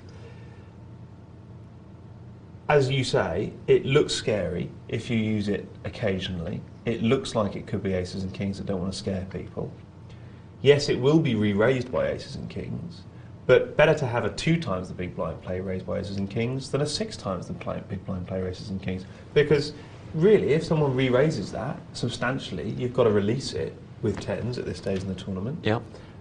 If you want to, be strong and win the thing, and you lose so much less. So it does the job and costs a lot less, and thereby giving you a greater expectation on the play. Yeah, there can. There's certainly a lot of benefits for doing that. I think, but I think it's like anything, Cass. You've got to mix it up, isn't it? You can't just keep making the same play over and over again from this, from under the gun. There are a lot of benefits for doing that. One of the benefits is, if I give you an example of the opposite scenario, i.e. where you just limp in, which is something that I was saying earlier, that has positives as well as negatives. If you limp in under the gun, the negatives is that most players who are holding ace, jack, ace, queen, ace, king, and they want to play those hands, they're unlikely just to limp in as well. For the simple reason that they're looking at you, they're thinking, what's this guy limped in with? Has he limped in with aces or kings? And I don't want to get trapped if I happen to hit my king or queen if I'm playing ace king or ace queen. So what happens is they will tend now to raise you with ace king or ace queen. And of course, what they're really saying is, I've got a good hand, how much do you like your hand? And of course, what happens is that if you've got a small hand like I don't know, ace 10 or 10s, you've now got to consider that maybe it's not so good anymore if someone has re-raised an under the gun limper. So that's the problem with limping in under the gun. Whereas if you do like Cass says sometimes and double it, it's an ace king now, if he wants to re-raise, has to put in a significant amount more to actually re-raise you, which is something they don't always want to do. Yeah, but it's also, Mark, it's just, if they do raise then I've got a lot of information. They've raised a first position raiser, yeah? Whereas if they raise, and I've just called in first position, the basket of hands that I can put them on is so... It's wide, yeah. Yeah, it's so much bigger that I don't know where I am with it. If I've got a pair of 10s, that's an excellent point. Because effectively, I've got a call now with no position in first position, which is my whole point about position, or I've got a re-raise, thus costing me far more than the initial raise to get the same amount of information. Yeah, it's a much more dangerous play by. There's no doubt about it. It depends on obviously what hand you're doing it with. For example, if you're doing it with Queen Jack or something like I did in the sit and go earlier, then it's very easy to get away from. Someone re-raise you, just throw it away. It's very simple. However, with a pair of 10s, you're thinking to yourself, well, it's a good hand. Am I really going to throw it away to one bet? So, you do have to ask yourself are you prepared to die on this hand? Now, for me, I'm not prepared to die on a pair of 10s. I've just gone out of so many tournaments with them, I just don't want to do it anymore. But then I come back to my old point, muck them. I'd muck Queen Jack, I muck Ace Jack. I think mucking these hands in first position there's an old thing in business, and I've said this many times pertaining to poker, is $1,000 saved is like $10,000 earned, because most businesses, like most poker players, run to profitabilities of between 5 and 10%. That means that $1,000 that you're saving is incredibly valuable. And I just think saving money on situations like that, where we don't have positive expectations, is fantastic. Yep. I don't see why we would risk it on a hand where we're not, particularly in a tournament situation, where we don't have a good, strong, positive situation. Like I say many times, I'd rather raise with 10-2, one before the cut-off, than call with Queen Jack in first position. Yeah, no, that's a fair point. As Doyle said, give me position, and I can make money all day without knowing what my cards are. Give me first position, and you've either got to be a great player or you've got to have great cards. You've got to be a great player in relation to your field, or you've got to have great cards, because one or the other, position or cards, will catch up with you eventually, I think. Well, look what we've got here, Cass. We've got Negreanu, who's had a big chip lead a moment ago, and now he's a short stack. He is. Well, he's second shortest stack, but he's not far behind Greco. He's on the verge of, in fact... Yeah, you're absolutely right. Yeah, incredible. And he's leaked a lot of chips there by the looks of it, and the blinds have just gone up 10,000, so pretty hefty now. And he's going to lose this big blind, I expect, to an all-in from Greco. Yeah, he's going to do it, isn't he? He's going to push, as he should. He should push. And he can't call. I think I'll try and do the same. Two girls can play. You just better hope that he gets some kind of hand, that's all. And 10-5's not really the... it. No, he might feel he has to do it, though. He might not have the choice. Yeah, I don't... He is going to have the choice. No, he doesn't. He decides not to. Yeah, I don't think he had much of a choice there. I think he. But interesting, Girls Can Play has a sort of stack size that I think you get away with it. Oh, absolutely, yeah. I mean, Girls Can Play is going to wait for wants Greco to bust out.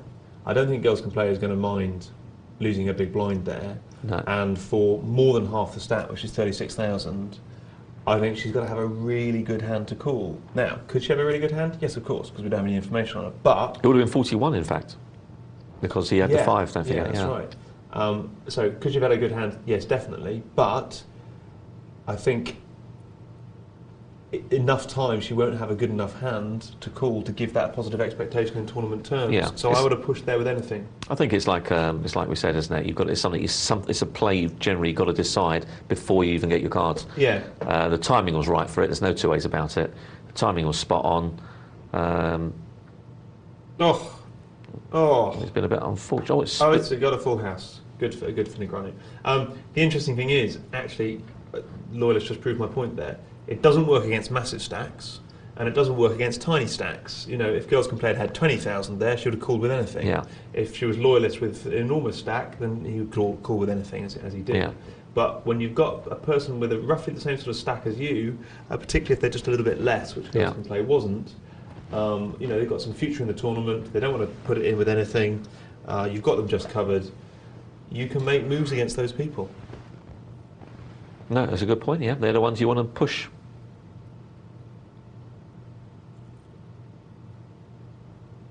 Well, Loyalists just seems to be increasing and increasing. In fact, look at that. He's got more than the others put together. Yeah. And we've got 3 very short stacks now. We've got 2 guys that can barely put the blinds in. So he's going to be looking very, very good, Loyalist. The only competitor to him now is Pigeonhead. Who's been pretty quiet, hasn't he? Who, Pigeonhead? Yeah. Yeah, he's hardly done a thing. Yeah. Obviously playing the waiting game. Yeah, well, he looks like he's going to get a free roll here because, Girls Can Play just through that way. She's just hoping now that...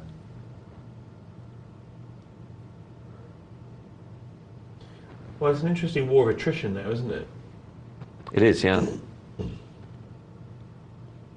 Pigeonhead doesn't want to take a chance against the big chip leader, especially with so many short stacks, and this could really work to Loyalist.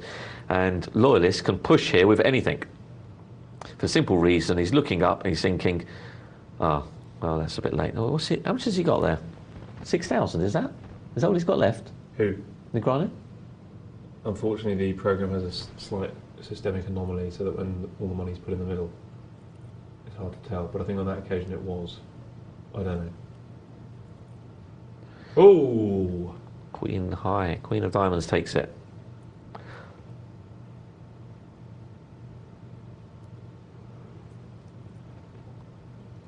Pigeon head makes a play with the sixes, 2 times the big blind.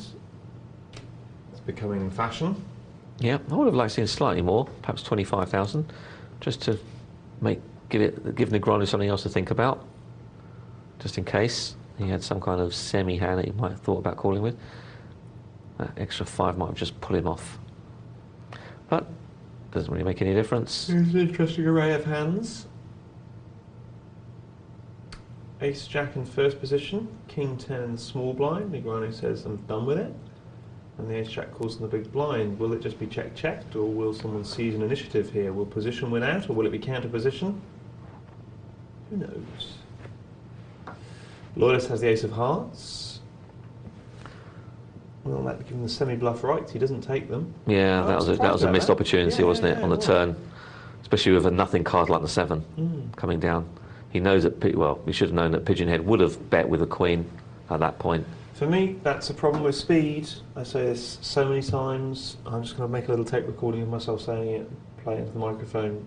I think if players just took a few more seconds to think about their play, you know, whether it's hundreds of dollars here or thousands of dollars in the bigger tournaments, it's still, you know, a lot of money in relation to your buy-in, and people just make their decisions like that without thinking, now what do I know here? What do I know? What have I spent all this time learning from P&L and books and everything else? Let's apply it. And applying it there is, I've got a great chance to take this pot. Yeah. And that's going to apply a lot of pressure onto the only guy who's challenging me at the moment. It's like we were saying earlier about, there was a question from a viewer asking about bluffing and when to bluff and getting re-raised, and that was just a good opportunity where it's going to be very hard for someone to re-raise you without the flush. Yeah, and more to the point, Pigeon Head has shown no sign of being a tricky player. So if he had raised us, if he had check raised us, we can assume he was check raising the flush. Yeah. And laid our hand down, you know, with impunity.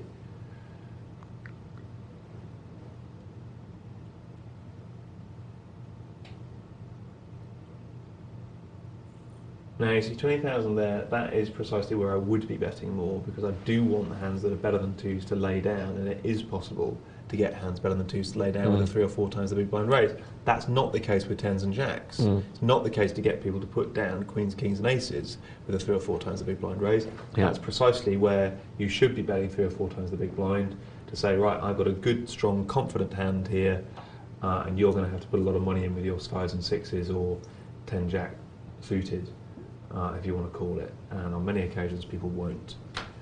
So a 2 times the big blind raise there for me is not the optimum play. 5, 6, 7, 8, 9, 10 jack there. Yeah. Those 7 card straights twice in a night. Pigeon Head, nice situation here with the 9s. And Pigeon Head had the jack as well, I think. Really? I think so, yeah. I think he hit the jack and still laid it down.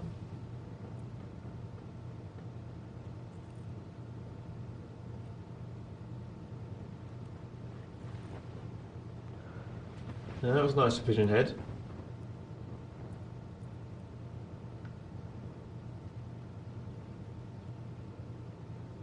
I don't know, that ace 3 call, I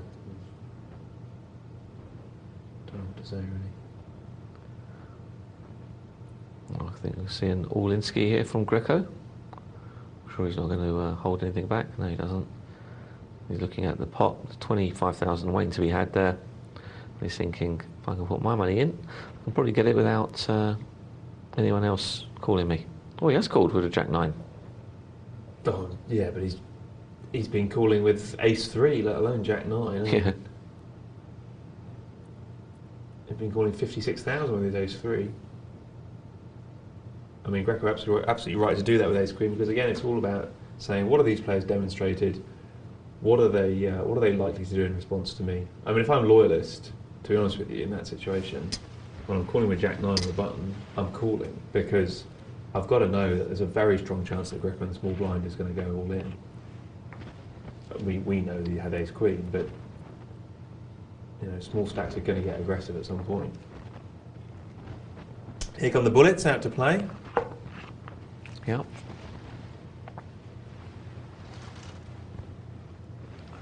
So, as you're watching the action, we just had Girls Can Play go out in 5th position, $226, and in 4th position we'll get $302. And frustratingly, both for us and the players at this table, the short stacks keep doubling through. It's always frustrating, isn't it, Mark, when you're a player not in a hand, you want to get knocked and you out. see a short stack go all in. Keep surviving. You've never rooted for anyone like that in that situation, and when the short stacks hit, it's frustrating. And Loyalist. Now, Loyalist, again, a crushing error there for me, Mark.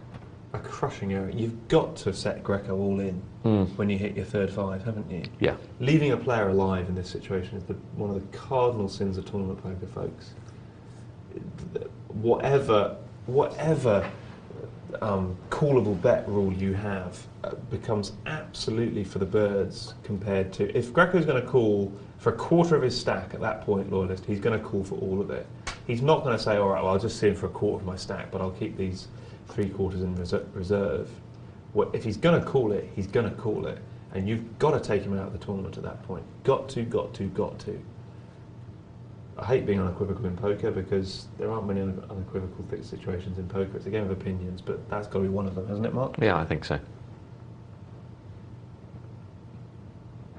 Greco got a bit of a decision here with a 9-10. Decides to throw it away, and that's a good fold. We don't know that he doesn't know that Negreanu's got the Jack King, but he does know that Negreanu is a reasonably aggressive player, and whilst the Pigeon Head is a reasonably non-aggressive player and would likely fold, it's possible that those two could do battle and take each other out. And that for me is the big consideration at this point when I'm assessing whether I raise, is what will these players do if I don't?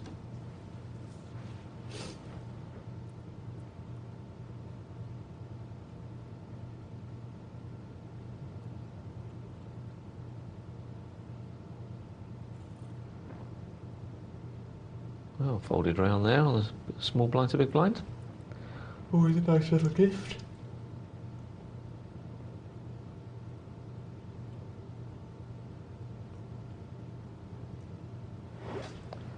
So 4 players remaining.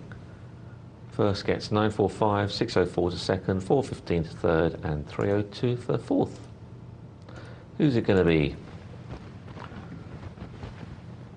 Loyalist is certainly looking favourite at the moment. Got a lot of chips behind him, but of course this is poker. We saw Negreanu have a big chip lead earlier. Can he regain it back?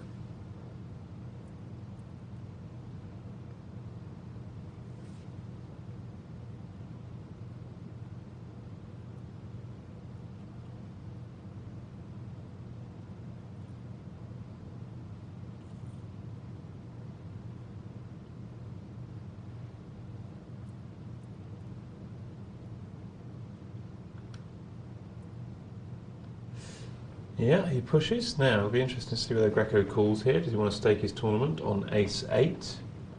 Negreanu's been getting jiggy, but of course, he'll quite easily have ace-9 or better. Yeah, I don't like the call with ace-8. I think you've got to look for a better opportunity, one where you can do the raising. I agree. Not the calling. I agree, and so does Greco. Good play. If he had 30,000 or something, then maybe, but not for your entire stack or as good as. No, I agree.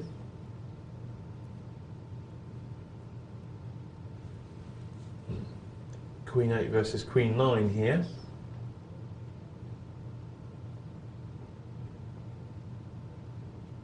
The interesting thing about that little move there, though, Mark, is that it kind of took the momentum away from Greco, didn't it? You know, momentum is such a big thing, I think, in short-handed poker.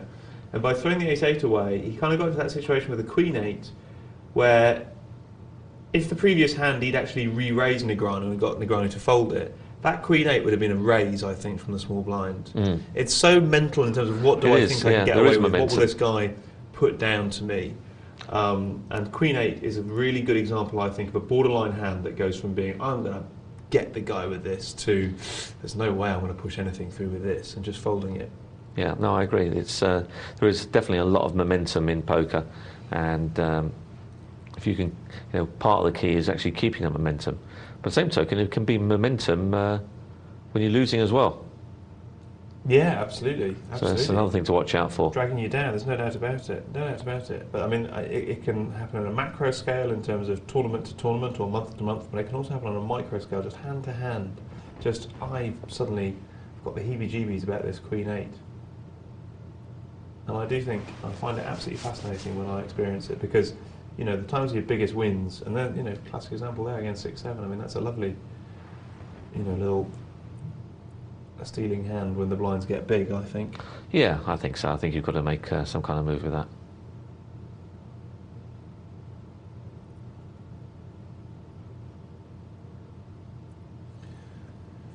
Because Negreanu's got to have a very, very good hand to call. And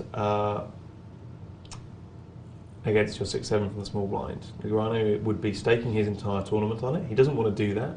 He's got to have one of about 7 or 8 hands to call, and whilst aces, kings, queens, jacks and tens are going to burn us, ace king, ace queen, king queen, those other hands that he may call with, we're not so bad with 6-7 suited, not so bad at all.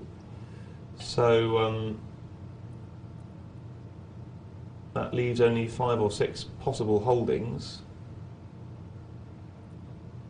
at a probability of about 35 to 1 that Negreanu has any of those that Greco can be scared of. So that's why moving at that point with 6-7 is okay, it's good. Again, that's asking ourselves, what's the probability that this guy can have the cards that he will call me with? Because by the time we've moved all in, we've eliminated his ability to move back against us.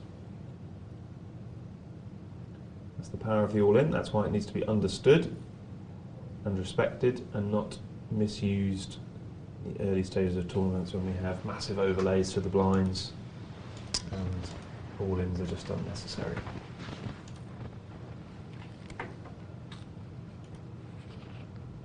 Well, down to 4 players. A lot of money difference between 4th and 1st.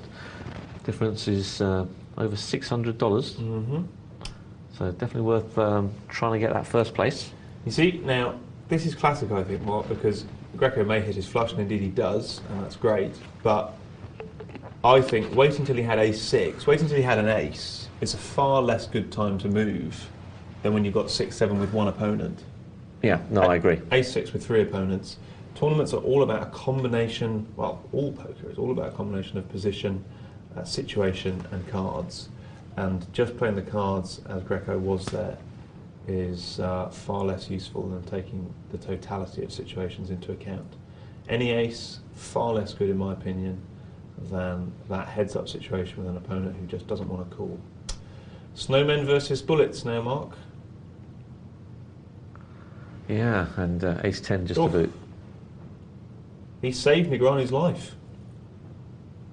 Negreanu, I'm quite sure, would have come over the top of that raise had it just been him, and we say goodbye to Greco. Yeah, we do indeed. Well, he's our 4th place finisher, and he gets $302. So well done to that man, Greco. And just 3 players left now. Quite an interesting table, as it turns out. Yeah, they always generally seem to be.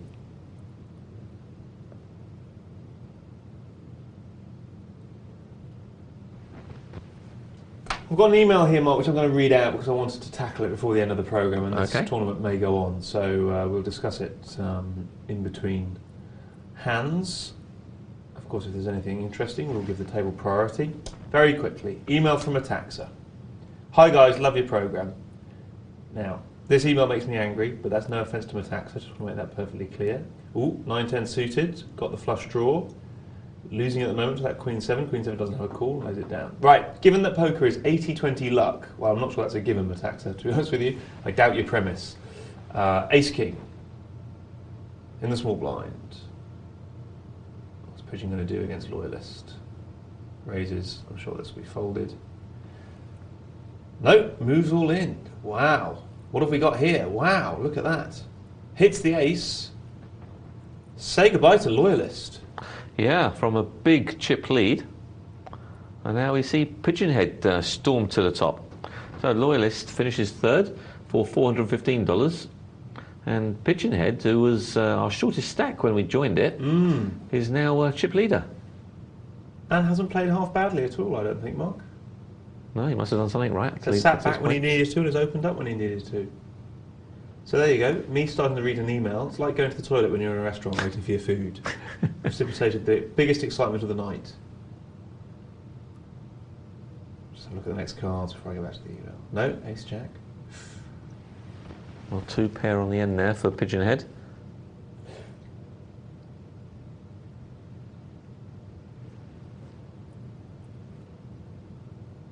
Given that poker is 80-20 luck, you sometimes have to have the cards, he says. Doesn't the madness of online poker make your knowledge of the game even less important? Like his tone of phrase there, even less important. Even less important than it otherwise is, as we see King 10 versus Ace Queen. Ace Queen raising it up and takes it down. And granted with an eerie read there on the Queen, Ace Queen. Wow, hands a go-go here in the final stages. Ace King raises it up. 6, 7, 8, 9, 10. Wow. Flops to the straight. It's his 76 to 1 shot. Or 74 to 1, one of the two.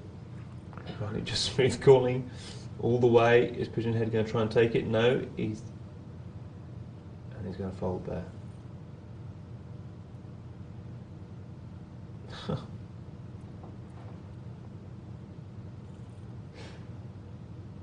So, doesn't the madness of online poker make your knowledge of the game even less important, he says.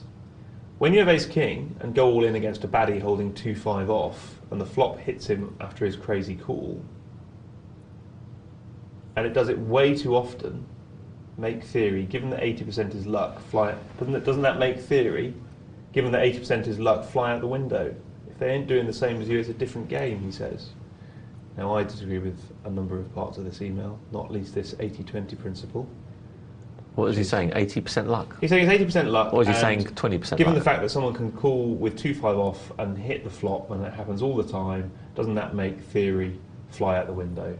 If they ain't doing the same as you, it's a different game, he says, which I think is a very flawed conclusion and premise, and reminds me of the hole that apparently intelligent people fall into, which is that basic strategy in blackjack only works if everyone around the table, including third base, is doing exactly the same. Yeah. I've heard guys with really good degrees put that forward. Yeah, they always think that somehow it affects the strategy. It doesn't affect it at all.